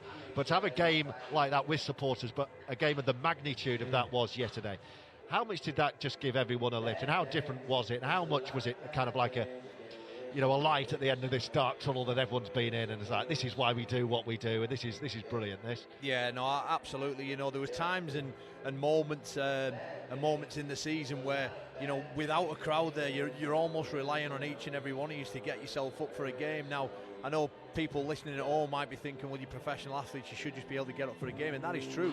But sometimes you just need that crowd, that almost that gladiatorial feel about what you do and going into battle, that you need that to sort of help you along at times. And we got that yesterday. The crowd was fully behind us, and the Hull FC supporters, they were out in full voice. And it's moments and days like that where it just makes you really appreciative of fans and why you do what you do as well. So fantastic. And I'm just so pleased for us as a team. We've been working hard that that we're back to Wembley, and hopefully it'll be a special day for everybody involved in the club and the town, and hopefully we can get the job done and bring the cup back to St Helens that that for many years now that we haven't been able to do. So look, really excited. But the cliche and the boring side of being involved in professional rugby league is you've got to dust that down and get ready for Friday. And we've got a massive game against Leeds Rhinos away, and that they get one or two bodies back, and it should be a good challenge as well. So we've almost got to forget about that and move on. Well, obviously I hope you lose that Leeds game. You'd say that, wouldn't you? But it is an anomaly, and I obviously I speak as someone from Leeds who's grown up watching the Rhinos, and that anomaly of only having two real main competitions. Actually, if I turn round, it's like Gary Hetherington I can see behind me in the alongside Ralph Rimmer in one of the boxes behind me today. Yeah, speaking of Leeds, the Rhinos chief executive with the RFL top man Ralph Rimmer today. It's one of the anomalies when there's only the two big prizes you can win, the Grand Final and the Challenge Cup, that you never see a team dominate in both competitions. Leeds, when they were winning all those Grand Finals and beating St Helens as they were at Old Trafford every year, and I used to remind John Wilkin of that all the time. But Leeds couldn't win at Wembley. They couldn't get to Wembley. They couldn't win at Wembley. It's such a weird thing. It's so difficult, and that's why there's only really been sort of two or three sides throughout the course of Super League that have gone on to win the treble. It's such a difficult thing to do. Is the consistency of being at the very top of your game and being involved and the emotion and everything that it takes to win trophies. It's so hard to back up a Challenge Cup and the Grand Final. The peaking twice, I guess, in terms of the calendar when it is. I know it's slightly earlier now, but the peaking at the end of August and then peaking again at the start of October was always very, very difficult. Exactly, and I just think as well though, the cup somehow has a weird knack about getting underdog mentality to, you've seen it over the course of the years that to pip the favourites, but you tend in the Grand Finals you tend to sort of see that who the real runners and riders are, and it's a sort of reward off the merit of your season rather than just one-off rugby. And everybody who plays the game, they play the game at that level because they can play rugby and play very well, and it just comes down to, I suppose, who wants it more on the day, and that's the beauty and the magic of the cup. And like I say, the Widnes team today, they'll be fully believing that could be them today. They've got 40 minutes now to get out, and they need a quick start for me. They need a quick start, and they need to, the next score is vital really. Widnes are gonna you know, they're going to be using this hill that we've got here at Post Office Road, and you know, they need to be putting them in corners and really challenging Featherstone to come back up the hill and come out of their own corners, and you know, if they do that, you know, they've shown in that first half that when they got into good ball, they looked threatening with ball movement through Danny Craven and Jack Owens. You know, Mike Smith yet to really come into this game in terms of ball movement and kicking. You know, I believe we'll see a bit more of him as the game goes on. If you're in that Featherstone Rovers dressing room now, what are you saying? Because they're well ahead on the scoreboard. Yep. They were utterly dominant. Like you said, we thought that the way they were playing when they went 16-0 up, we were thinking we were in for a cricket score. Yep. But actually, you look back on the half, they were under the cosh for a lot of that half. Yeah, and perhaps they took the foot off the gas. So I think as a Featherstone Rovers player, you'll be saying, you will be saying to your troops, look, come on, you know, we've got to be ruthless here, and we've got to start with the same intensity, the same vigour that we did in the opening sort of 20 minutes of the game, and really just keep taking it to Widnes, keep completing high, keep moving them, keep turning them around, and just keep being genuine with everything they're doing. You know, when this, you know, you seen when they moved the ball, and all the lines were genuine, and that's why Brad Dare goes in twice untouched, really, and you know, like I say, you just got to be prepared to roll your sleeves up now, because Widnes are going to come out flying. They're going to be desperate. It's a semi-final with the prize being at Wembley. But there's a fine line between being desperate and being, you know, making the wrong decisions, right? True. They need to be desperate in the performance, but you know, stick to making the right calls. Yeah, and that's where the wealth of experience from both sides, you know, plays a part. You know, again, you look across the teams, Paul Clough, Mike Smith, he's been to Wembley, won Lance Todd, he knows exactly what he's doing. On the flip side, you've got Craig Kopchak, Junior Moores, Craig Hall, all being around some big games, and you know, you'd be looking to those guys just to calm everything down and make sure that everyone stays focused on job in hand. And as we see now, Widnes re-enter the field. Yeah, they're back on. Here come Featherstone as well. You can see Matt Cook in the bib making his way over to the bench. Had a coffee with him during the week, had a joke with him that he just plays 10 minutes and then don't come back on. That's exactly what he's done today. Yeah. Looks like he's dyed his hair and all, doesn't it? No comment. I think he said he's probably calling it a day after this season. Yeah. He's tasted a grand final. He was in the 2017 Castleford side. He came up short, having finished top of the pile, and then, well, Leeds did what Leeds do, finish down the pile and then turn it on the big day. That's what they made a habit of, that Rhinos team. That was a good team, though. Yeah, it was full of quality right throughout. You know, obviously my time there in 2009 and 10, coming to the squad off the back of the 7, 8 and 9 victories, and you know, you look at some of the team names that were in there, massive players, and sort of immortals of Super League, really. Yeah, that was a real dynasty. We're back underway, and Featherstone will have first feel of the football, defending a 10-point lead at 22-12, but you get the sense they won't be doing any defending of that lead. They'll be looking to build. It was an awful attempt with a tackle by Adam Lawton there. Yeah, he's kind of been really good and really bad at the same time. Yeah. In glimpses in this game. He's such a big unit. Earlier on in the season, when I was commentating with Leon Price, he was getting so frustrated with him because he doesn't realise sometimes what a big frame he has and how he can run over people. He's looking for offloads and passes. Go yourself, big guy, Leon was saying. It reminds me of one of the kids that you see in kids rugby that doesn't realise how big and strong he actually is. And well, he reminded me of a big guy who used to play for Leeds called Wayne McDonald. Oh, yeah. Who, that's a good take on the last, who scored a memorable try, actually, at the Saints Hall ground at Knowsley Road when he ran about 70 metres. Yeah. It's going back a number of years, but it sticks in my memory. I was there that day. It's well poised, this. It was beautifully poised at 16-12. Featherstone scored just before the half. It's quite an eerie atmosphere at the start of this second half. All the fans were bouncing, and now it's kind of real, isn't it? Yeah, no. It's like, who's going to see it through? Well, there's a prize at the end of the 40 minutes now, isn't there? That's what it is. There are coach trips and day trips to Wembley, and here's Paul Clough. York City Knights will be watching this thinking, who are we going to play? Smith drills one low, daisy cutter along the ground. It's picked up by Josh Hardcastle. Where's the chase? Chase it. Kyle Amor living and breathing every moment. I can see a bit of coach in you. Talik completing the tackle. As Kyle said, you do sense next score is key. Rovers, the way they've played in patches, could still run riot here if they get the next score. Can Widnes respond for a second time? They've already shown they're capable. Day's on a hat-trick, remember. He's still in control of the football. Play on, says the referee. Ben Thaler today, one of Super League's top match officials. Holmes spinning out of the tackle on this near side is Tom Minns. On Parata towards the line, can he get there? He's lost the ball. It's hacked behind from Talik, but he'd already lost it. Di Parata. It was a clever play. It looked for all money that it was just going to be a kick towards a post, but he switches it back inside to Tom Holmes very cleverly, and nearly forces his way over.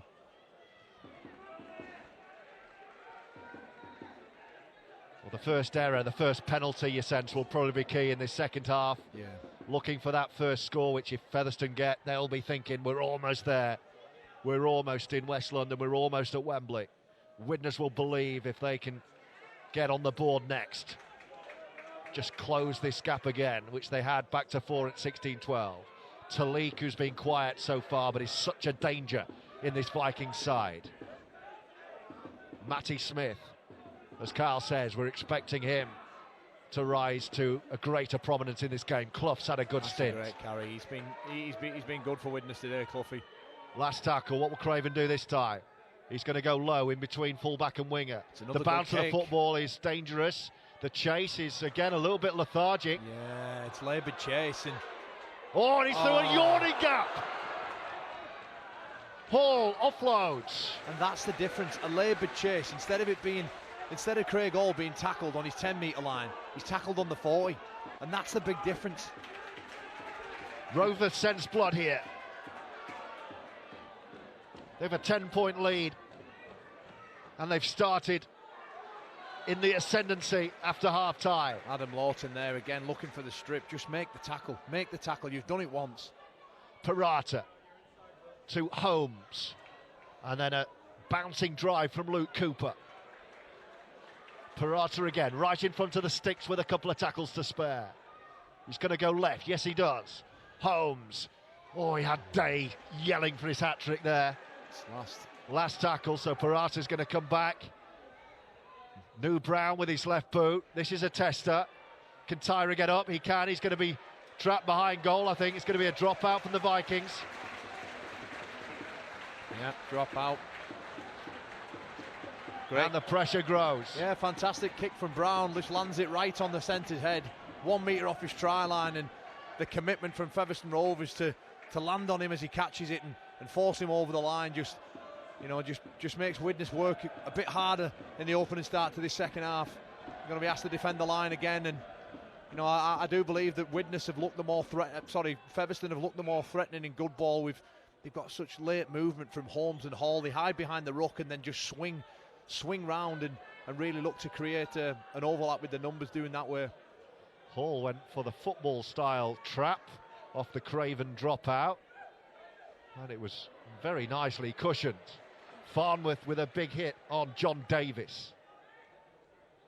Rovers know if they can get the next score, they're in a very, very strong position here in this AB Sundecks 1895 Cup semi-final. Parata. Will he go on his own, Di Parata? No, he's lost it. He's lost the ball again. Play on. No, he's going to call it. That's 2 knock-ons from Parata in a row. I don't know if he washed his hand at half-time. Well, no, Widnes will be happy with that, yeah. Defended it out again. They've been asked a few questions at the start of this second half, and it's time to roll the sleeves up now and buy themselves some territory here. Get through this set. Get the ball into Danny Craven or Mike Smith's hands and pump the ball down the field. It's another big contact. Really good start to the second half from Featherstone, this. Like they started the first with those 3 unanswered tries. 2 from Brad Day, 1 from Craig Kopczak before Widnes finally woke up and scored a couple themselves from Tyra and Lawton, which has given them hope. But how crucial could that Frankie Holton score be before half-time? 40-20 Smith with a 40-20. It's going to go over Hardcastle. And it bounces and bounces, and he kept it in play. The chase is slightly better this time. Talik starting to blow a little bit out there. I wonder if another interchange is coming. Yeah. Oh, it's a strong carry. O'Neill's knocked off his feet. It was Kenny Baker, I beg your pardon. Oh, another big shot. Who's that? That's Farnworth on Brad Day. Threw everything into him there, didn't he? And having a little bit of a chat about that. Are you okay? Yep, me too.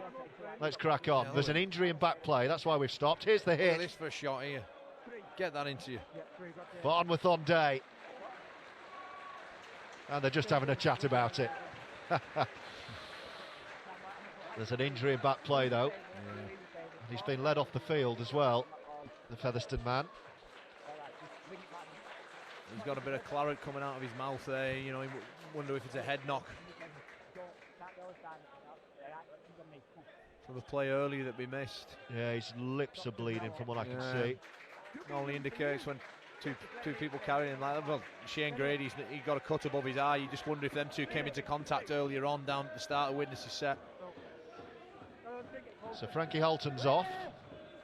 He's just having that assessed as we look out from our position high up on the gantry. We're right above the two dugouts, so we're just having a little look. He's been assessed right now with the medical staff on the home bench. Paul Clough's having a bit of treatment as well. I think Widnes won't mind these breaks in play, George. Just allows him to get the breath back. And you see Matt Cook desperate to get back on the Widnes bench as well. It's Featherstone who have it. They're in the ascendancy. They have the 10-point lead. Junior Moores, strong carry, almost through. Kept him fairly quiet, haven't they? So far, yes. Last tackle. New Brown. They're going to run it. Oh, look at the kick pressure. Brown to Holmes. It's a good take. That's great work from Danny Craven there to come from one side of the field and, you know, put kick pressure on that allows his wingage to get a clean catch. The Spedding looks to try and get this Widnes side out of trouble. Well, they've been trapped deep in their own territory for the first 8.5 minutes of this second half as Dion Cross tries to reverse himself out of danger. Looking a bit tired, Widnes forwards here. They are now. Matty Smith getting more involved. Bunch behind the play of the ball. You can almost throw a blanket over all of them, such as they're that tight. You know, they're looking to move the ball, but there's nothing really out there to move it to. And it's another big shot on Tyra. And as a result, you get that. It's the last tackle inside their own 40, so Craven's going to have to go long and quick here. And he does. He just boots it right down the middle, in between torpedo kick. The two wingers, but it's a favourable bounce for Josh Hardcastle. And again, it's a tired-looking chase. Yeah, he's set for set at the minute again, isn't it? Don't give away penalties, that'll be the chat, really. Keep Featherstone Rovers down here and look to get the ball back in better field position. They've not really had a chance at Featherstone's good ball. At Featherstone's try line. Parata to Kopchak down the middle. Kopchak back out there, just looking to steady this so Featherstone Rovers go forward up.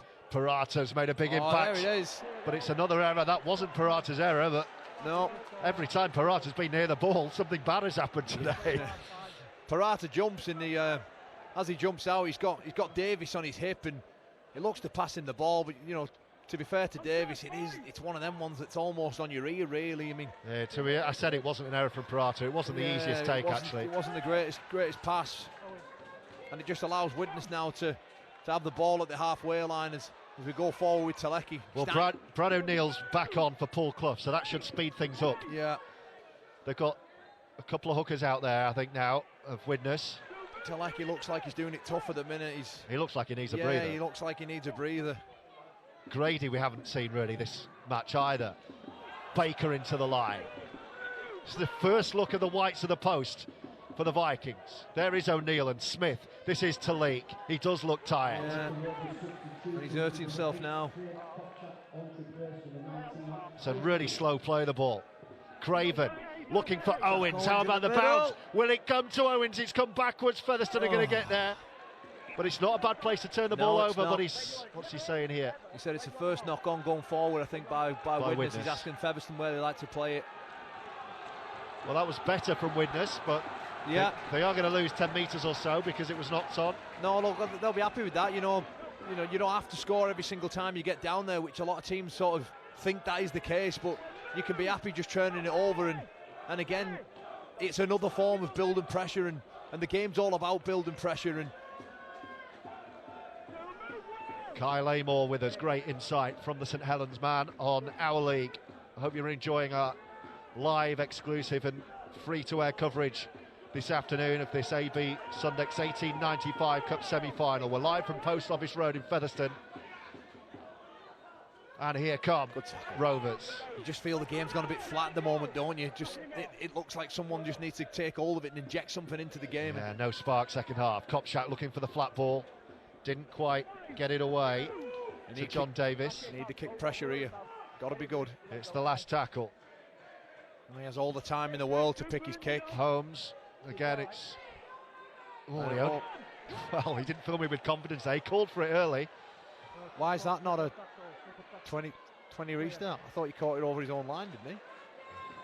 Ben Failer obviously feeling not the case. Not the case, but he was off balance as well. Yeah, maybe his foot was still in the field of play. I think that's why it looked a little bit ungainly. Tyra wrestling away. Yeah. Featherstone looking to get to Wembley for the first time since 1983. Castleford Tigers are already there, 4 miles up the road. Be deserted in this part if Fed can do it. It will be last one out, turn the lights off, won't it? Have Widnes still got a say in the destiny of this semi-final? They're giving the ball a bit of room down this near side. This is better. It's going to try and take him on the outside. The offload in, and it's picked up by Jones. Yeah. Well, they're just starting to try something. Yeah, you know, you feel it's perhaps a bit early to be trying stuff like that, you feel, but, you know, Jake Spedding... Well, he knew he was offside. He knew he was offside. He just ran into him and got the penalty. Did Gale. Yeah. Very clever, Gareth Gale. Knew there was a man offside, ran at him and got the penalty. I've been really impressed with Jake Spedding today. He's been one of Widnes' best, and you know, he's just tried to go around them there. He could have perhaps stepped back inside, but it's all easy me saying it stood up here, not in the heat of battle. But no, look, now they've got some work to do with Widnes. Featherstone will look to set up a player that will go through a set sequence that they've practiced and prepared for, having watched the video on Widnes, and you know, normally take it. Yeah, there we are, the second front rower to a point round about that stick, and then they'll overload something. There he comes, Hall round the back, swinging round. Holmes joining in. Day's on a hat-trick. Can Featherstone find a way over and take a giant stride back to Wembley for the first time in 38 years? Holmes picks up a difficult one round his ankles. Davis straightening up, resetting in front of the post. Parata to scamper to the line. Holmes again. Floated ball over to this near side. Back inside from Hardcastle and then picked up by Hall. Flat kick, looks dangerous. That could be going absolutely anywhere, and it's picked up by Widnes and they survive. That could have been anyone's. Yeah, no, that could have been anyone's, but credit Widnes, they were the first ones to react and get on it. Oh, what an offload that is from Tyra. Yeah, it was just a Danny Craven who almost didn't expect it really, and that's to take the tackle. You feel now that, you know, Widnes just need something here. They just need a big carry. They need whatever it may be that they just need a little leg up, you feel, to get down the bottom end of the field. It's on a knife edge, this cup tie, this semi-final. Featherstone in control, nothing doing second half. 22-12 was the half-time score, 15 minutes in. It's just been an arm wrestle. It's the last, so Smith is just going to have to drill it for territory here. Turning Josh Hardcastle around, but he's got 20 metres space to play with here. It's another tire-looking chase into Will Talik, who's surely going to be replaced soon.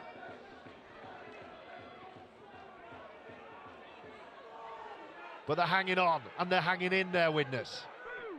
Looking to force an error, to try and get a foothold back into this contest. Parata. Not a big shot. That was Craven. Yeah. Craven on Tommy Minns, was it? Holmes just popped up for Luke Cooper in the skull cap. It's the last tackle. Better defensive set from Widnes. They're lining up on the 40. New Brown. Oh, there's two going for the same ball. Oh dear. Well, they got away with it. Let's play on still. Oh, he's got caught around the head there. And Craven saying he's taking a head whack. Can we have a look at him? Mr. Thaler happy to play on because there's no blood. And he just trots back out to his wing, Jaden Hatton. This is tense, isn't it? There's a real stalemate at the moment. You know, the whole game's played in the middle. Oh, penalty against Rovers. The whole game's been played in the middle third of the field. Well, we've been calling for it for 10 minutes. Will Talik eventually does decide he needs a rest. I mean, he's got through plenty of Fair work. play to him. You know, yeah, We've been saying he's blowing and he's still been out there completing the work. Yeah, he's in the trenches all right. So he joins Paul Clough and Matt Cook on a big bench.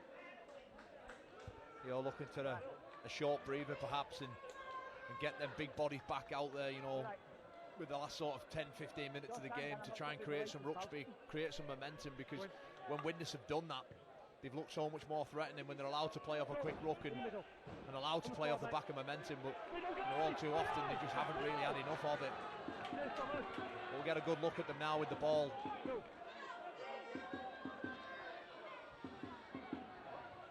Kenny Baker driving up the middle. Brad O'Neill, you just wonder whether he's got a say in this match. He's had a really good lone spell, the young hooker. Knows the way to the try line. Baker, good step. Parata got him around the shoulder. It's play on. They've got numbers in the line. It's the big fella Lawton again! And he's over again! You don't stop Lawton from there, and his second of the game breathes new life into the Vikings. And is that game back on? It sure is for me, George. You know, Adam Lawton again, once again, just showing he's too big, too strong near the line. Hits a great line and, you know, just carries 2 or 3 bodies over with him. And, you know, I mentioned about that momentum in the ruck speed. It all comes off the back of a quick play of the ball. Hits it out wide and, you know, Adam Lawton there, he just strolls in. Again, too big, too strong. Wow, what a moment. You just felt that was the first penalty, was it, of the second half? The first piggyback up the pitch, certainly, and look what it's yielded. And what that reminds Widnes is that if we get near their line, we know we can score points. We've done it now on a number of occasions in that first half. The first real chance and opportunity that they've had on this Featherstone Rovers line, and, you know, a quick ruck and a short ball, and they found themselves 4 points, and, you know, 22-16 with the kick to come. Tyra, can he hold his nerve? He's taking it back narrow. It just nudges off the near upright and then flies through the post. And it's 22-18, and it's anyone's. 20 to go. With a place at Wembley at stake. Yeah, sure is. You know, Widnes now growing, all running back, ready to receive this kick-off, and the Barmy Army behind them are going bonkers at the minute. Really trying to, you know, drive the team on for this last sort of 20 minutes of the game. What a cup tie. Oh, it's tense. It's tense inside the Millennium Stadium at Post Office Road as Featherstone kick off. Can the Vikings capitalise on this big foothold they've given themselves back into this cup semi-final?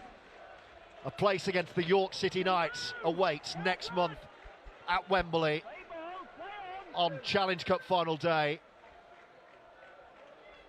in the AB Sundecks 1895 Cup final. And fair play to Widnes for hanging on in here. Featherstone haven't been beaten this year. Apart from in the Challenge Cup, of course, as O'Neill skips out of a tackle and goes to the ground. It's the last tackle right on halfway. The look for Craven and say go long. He just dabs one into space behind Josh Hardcastle, and it pops up for Hardcastle. And the chase is on the 20, and that's where he goes and bounces into Craven, who follows his own kick. Matty Smith, the two halves completing the tackle, although Smith playing at 13 today. Key moments in this cup tie.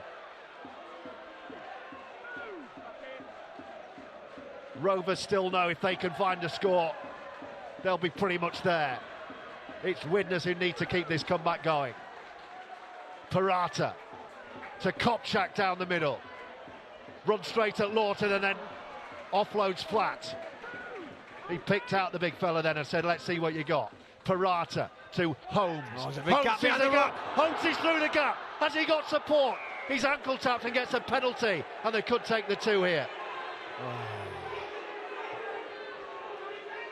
There's one or two of the Widnes middles who are feeling awfully sorry for themselves, getting back in a laboured, retreating into the defensive line, all too laboured.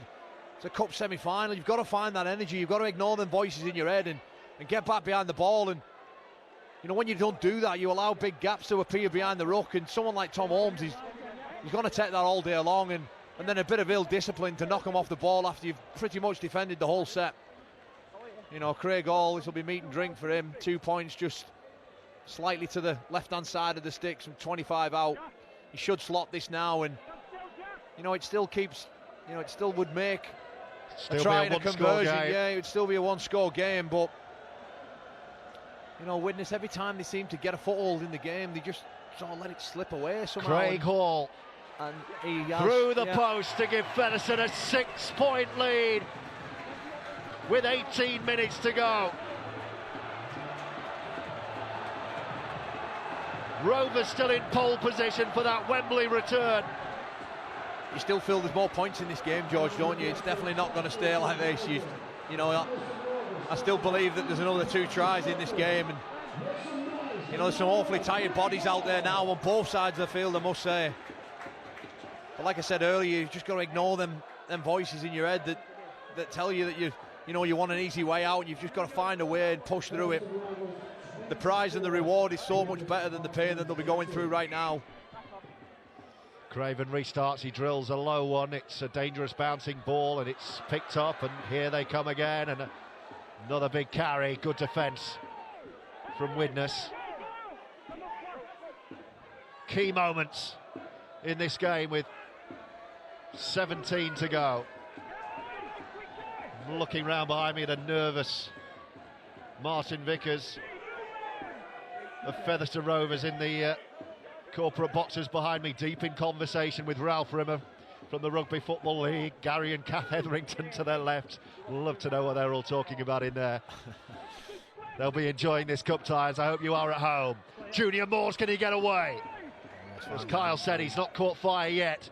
Moores is New Brown, I beg your pardon. He's going to put boot to ball. And that's a good defensive set from Widnes. Really good for Widnes, that. Dion Cross brings it back. Look at the bodies now on the Widnes. Look at the body language on the players, though. They need to find something else. Jack Owens is trying to rally them up. Need some go forward. Some tired bodies. Paul Clough's waiting to come on, and he replaces Owen Farnworth. This will be Paul Clough's last stint. Owens. A man who knows all about Wembley, Paul Clough. Yeah. Many years ago. Try scorer, I think, in one of the cup finals. With Saints, was that? Yeah, I think so. Yeah, he knows where the try line is. Always used to have him as a youngster at Saints in my fancy rugby league team. He was always good for a few carries and points, as is this guy, Adam Launton. It's the last tackle. Can they turn the screw here, Widnes? Craven. It's a high one, this. He's going really high. That's only gone forward about 2 yards, Craven's going to feel, he's come off his knee. That was a bit of a mess on the last. He went really high and he didn't go anywhere. And it's allowed Featherstone to start from here. And the defence is scattered. 6 again, the ref signals. Or 0 tackle, rather. Not a 6 again.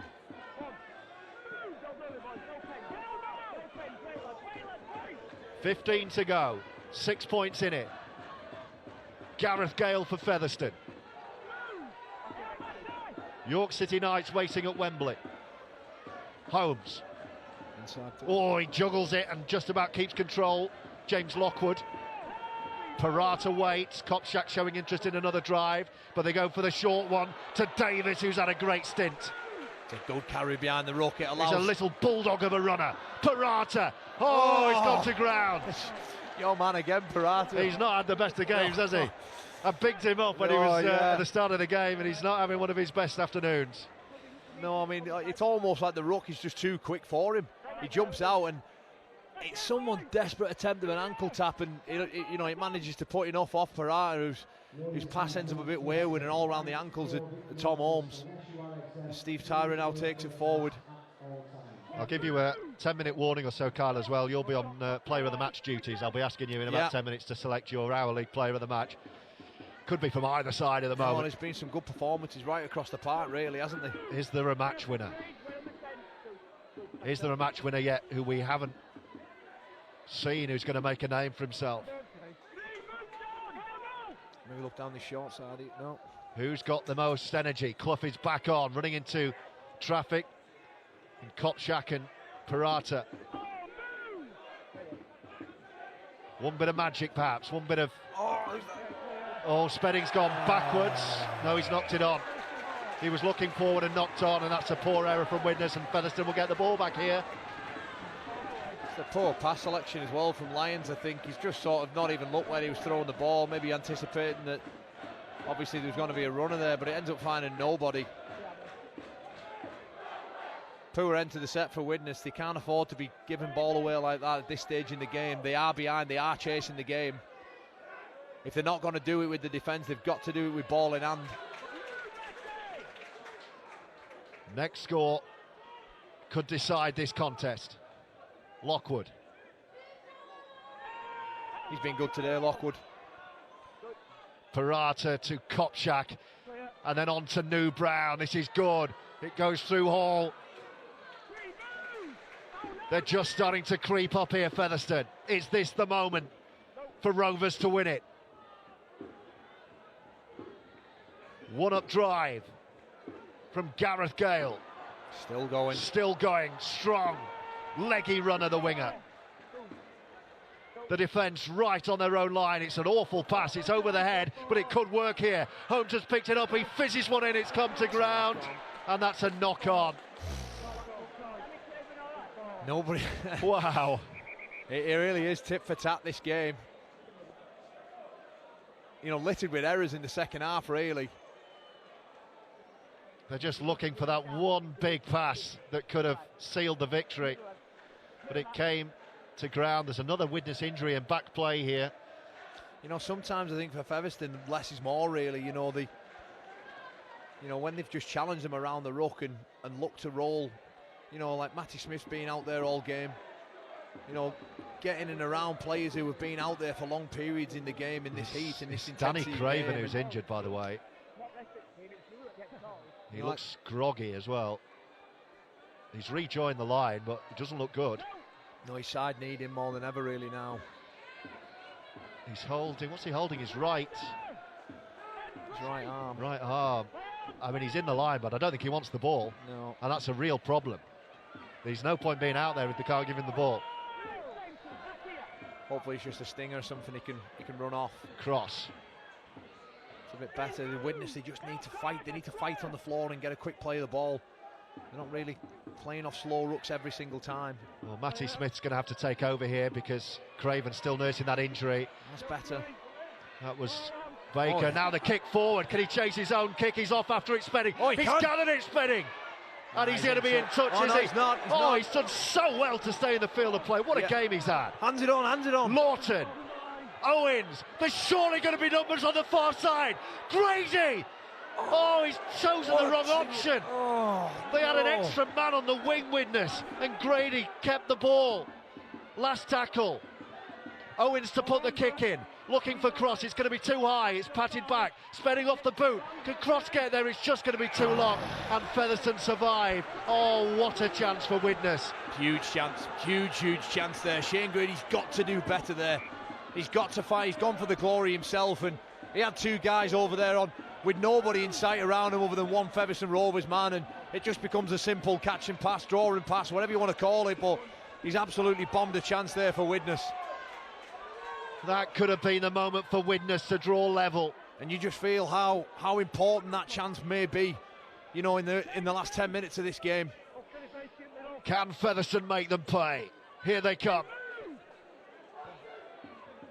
One-handed pick-up Parata, then to Holmes. Day, who's on a hat-trick, runs straight into Lawson. What a battle that's been. We heard that thud from up here then. Gantry started shaking. Hall thought about an early kick. He's had a good game too, Hall. It's good defence on him. Runs into Brad O'Neill. Brown, he's going to kick on the fourth. Cross will call for that again and then steps out of the tackle, but it's a good tackle. It's a great tackle. And look where they have to start, Widnes here. The game's on the line, last 10 minutes. Widnes have had one great chance to get right back level. Will they get many more? Can Featherstone see this one out now? Need to keep playing off these quick rocks here. We've got Featherstone on the back foot now. Oh, the ball's come out. It's going to be a knock-on. Big decision. And he doesn't like it.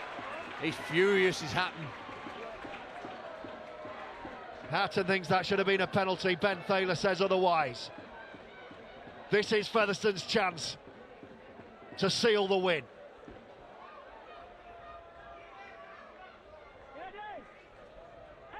They will take their time. Great field position. They have a 6-point lead, and they know in the last 10 minutes another score now would just about do it. Two huge errors there, really, from Widnes. Still can't get my head round in disbelief of what Shane Grady in that bottom left corner. Well, he had to score. Yeah, exactly, George. He had to. Well, he didn't have to score himself. He had to provide a score. Yeah. And Rovers can. And you just wonder if that error is going to lead to points now. He is again. You just sense something's coming here. Parata, Brown, who's a dangerous, elusive runner. They're going for the ball steal again, not this time.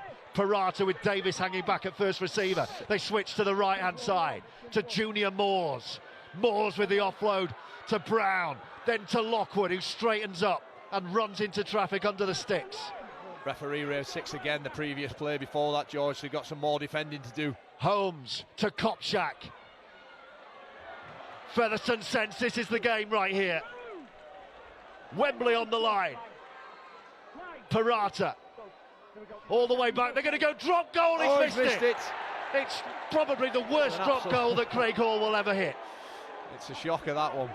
10 metres out, and he just seems to scuff it up the right of his foot. But Steve Tyree wants to play on. Oh, he's called him it back. No, he can't. Come on. Well, that's almost as easy as they get. I might even say that I think I could have. Have you ever kicked a drop goal? No. In training, yeah. Wow. A let off for Widnes. They're hanging on, the Vikings. They are hanging on. York City Knights know that they're there. They beat Swinton 36-22 live on Our League earlier. What a second semi-final this has been. Clough over halfway. O'Neill, Craven looks like he's recovered.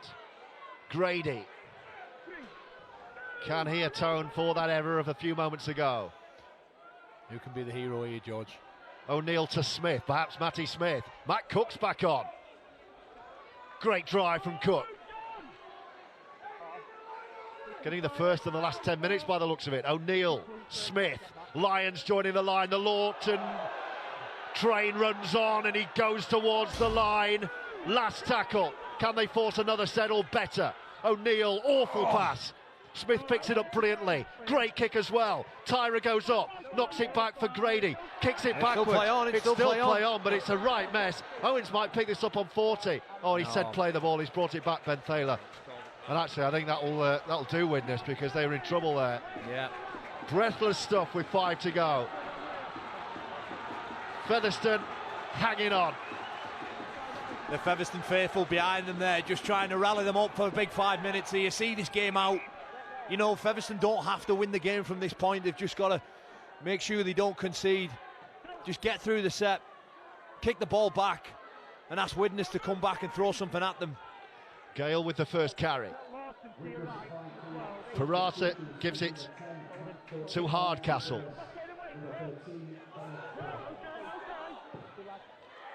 I can hear the Widnes bench shouting that he lost the ball down beneath us. Don't think he did. They're just going to complete the set here and put a good kick in. Time is on their side, Featherstone. It's Widnes who have to force something. Tom Holmes to Craig Kopczak, a try scorer this afternoon. Runs over the top of the Vikings line, and it's the last on the 40. Holmes, what will he do? They're going to run it, and Day's through a gap. Day on his own, and then a little grubber kick, and Widnes. Oh, it's a brilliant end to the set from Featherstone, who forced a drop out, and that's almost as good as a try. You know what I will say though, you know, the big fella Adam Lawton, for everything he's got going for him, he makes some awful weak defensive decisions, and he just seemed to let Brad Day run past him with no even intent to get anywhere near the tackle. I've seen it once or twice in his game today. Like I say, for everything that he does with the ball, he really needs to work harder in defence, in particular in the last sort of 3 or 4 minutes in this game. Well, they've gone for the short drop out to try and get the ball back of Craven. It's Where's gone, it gone? Lawton's picked it up and they're away. And Lawton says, "Who's with me?" And Lyons has stuffed it on. Oh, My no, word. they've done the hard stuff. And then they've gifted it back to Featherstone, and they're almost there. My word, that could have been a big play. And a break in play, perhaps opportunity for your Our League player of the match, Kyle Amor. Yeah, look, there's been some stellar performances right throughout both sides, really. I do believe that Featherstone have probably done enough to win this game and probably deserve it more than perhaps Widnes. But I think for the guy that hasn't even had a break in play and done so much good work in the middle in terms of ball movement and defence, it goes to Featherstone number 13, James Lockwood. James Lockwood is the Our League player of the match. The Featherstone number 13. Rovers heading to Wembley, it seems. Well, they're going to set up for a drop goal, if anything, around here. They're just taking little carries in and around the ruck. Any score will win it for Rovers now. Holmes dancing around. Holmes looking for the gap on his own. Nothing Widnes can do. New Brown pops it up to Kopczak. They're setting up in front of the sticks to win it. Here we go, Craig Hall sitting deep. Hall is back again. He's skewed one. Will he get it right the first time? They're going to run it. It's the player of the match towards the line, Lockwood. Almost there on his own. It's the last tackle. Surely they go for one now. Parata. It's Julian Moores on his own. He's held up over the line. Desperate defence there from Widnes. Last throw of the dice now, you feel. 2 minutes to go. Well, there'll be a little bit extra. We've got a rolling clock, remember, on Our League, so we're going to be in the realms of not quite knowing how long's left. See up there, 4 minutes 20 to go. So Widnes will get 2 chances with the ball. They'll get 2 sets. But Featherstone are asking them now to go 85 metres in 3 tackles. Yep, stadium clock is on 4 minutes. So there'll be 4 minutes to go. 6 points in it. Featherstone think they've done enough. Is there a sting in the tail from the Vikings? They look out on their feet. Matt Cook just took it and drove. But I'm not sure how much there is left from Widnes here. Featherstone have done a job on them today. Or are they going to prove me wrong? Spedding's had a great game. Great tackle by Davis there. It's right beneath us. They're going to have to force it. It's the last tackle. Owens checked his kick and then goes high. It's an easy take though, this for Hall. It's a good chase from Clough there. They will get one more chance. If they can defend this out and restrict meters, they'll get one more crack. It's how much effort do they want to put in now into this defensive set. Oh, the ball's come out, it's play on! This is it for Widnes. It's Matt Cook, they've got options. Cook has gone forward. Oh, Matt Cook has thrown it forward. My word. Oh, I don't believe it. They had numbers stacked up on the left. And Matt Cook has thrown it forward. And that could be the game. Just give Shane Grady the ball early. He doesn't need to draw. He digs into the line like an halfback. Just give him the ball early. A rush of blood to the head from the big fella Matt Cook. You just feel that is it. That's Widnes. Widnes have had 2 opportunities to level this game, and you just feel that's it now. I can't see how they will get another chance with the ball, but I just can't see how they're going to get a better opportunity than that. You feel it's Featherstone's time. Widnes have missed their chance, it seems. And it's Rovers bidding for that return. 1983, their last trip to sport's iconic spiritual home. That Challenge Cup win over Hull FC. 38 years on, and they're 2 minutes away. Here is the player of the match. Another big carry from Lockwood. He's done that all day long. Hard working. Parata. Holmes will just drill into touch, I'm sure he does. Oh, it's off his foot. No, he didn't play that. Here we go then, Widnes. What have you got? They'll have about 90 seconds here. What have you got here? Well, you just sense, surely they're not going to get a better chance than the one they've just wasted. No, they're not. Grady and Cook both had great chances down that same left channel and both blew it. 1 minute 46 on the clock. 5 tackles left to go here. This is the last chance saloon for the Vikings. Cook, who came up with that error. Great charge, great carry. In fairness to Matt Cook, that's not his strength, carrying and playing the ball like that. And that's why I just said, just give it, just find someone, one of your halves or something, just early. Spedding again, who's been faultless. Offload to Cross, who stays in the field of play. The right beneath the gantry here, on halfway. Time running out. They're going to have to force something. Owens, Clough. Get with him, get with him. All the big hitters are there. Clough's through. Offloads backwards. No one wants it. Owens eventually picks it up himself. Bounces off New Brown. Then the floated pass. That's forward as well. It's play on this time. Momentum perhaps. I didn't feel that was forward. 45 seconds left. Widnes trail by 6. Wembley the prize. Owens says, get behind me. Lawton can make something happen. Spedding into the line. He's got Cross with him. Oh, and he's thrown it into touch. And he's thrown the cup tie into touch. He said to Dion Cross, where were you? Matty Smith is furious. And that is the ball game. We can't believe what he's seen there.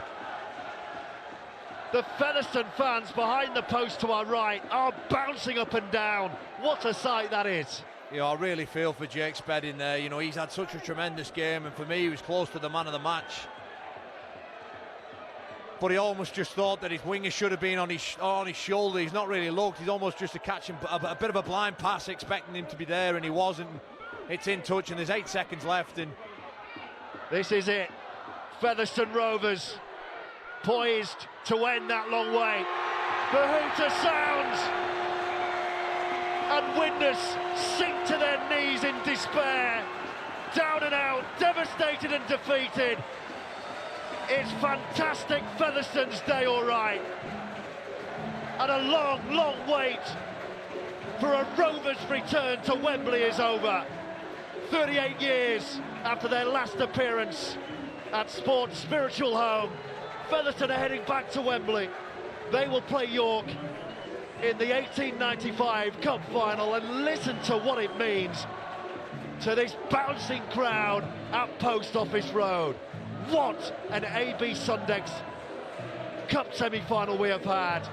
Featherstone have won it, Widnes have come up short, and it's been brilliant to watch. Kyle Amor. Absolutely fantastic game. You know, I'm so pleased that I've been a part of this today, and I'd like to thank you for having me on. And, you know, witnessed a fantastic game there, really right down to the wire. So many twists and turns in the game, and like I said earlier on, about 10 minutes ago, I always felt that Featherstone Rovers had done enough really, and probably deserved to win the game a bit more than perhaps Widnes. But you've got to credit Widnes, you know, the fight and the commitment that they had to stay in the game and create themselves opportunities. And my word, they bombed two tries that I'm sure when they watch it back, they'll realise just the opportunity that was massively missed. But, you know, fantastic. Credit all the players who took the field today. A great game, and, you know, good luck to Featherstone Rovers in the final against York City Knights at Wembley Stadium. It'll be a fantastic occasion for everybody involved in this club and all the supporters. And like you said earlier as well, with Castleford Tigers getting through there, this place will be like a ghost town come July the 17th. And it should be a fantastic day. These were the moments for Widnes. It was Lawton's second try of the game. Grady had to give that, didn't he? He had to give it. Steve Tyrus stood there with his hands on his head. It would have been a 2v1 for him from 5 metres out with all the momentum in their favour. And there's a scuff kick there by Craig Hall, keeping Widnes' dream and fire alive. But like I say, they get this opportunity here. Lets the ball bounce. Adam Lawton again, who's had his hand in some good plays. Just can't quite take the pass in, and that was Widnes to a T, wasn't it? Little missed opportunities that, this one was absolutely huge. Matt Cook has just got to pass now. He's got to pass now and let Shane Grady look. It's Junior Moores backing off, not the quickest of blokes, a big ball, but a big sort of powerful athlete. That's just hands, and it's a walk-in try. But like I say, it's chip paper now, and Fev Rovers are down the bottom end applauding all the fans who who are loving the Kia Sarah in the background, and they're off to Wembley. These are fantastic scenes.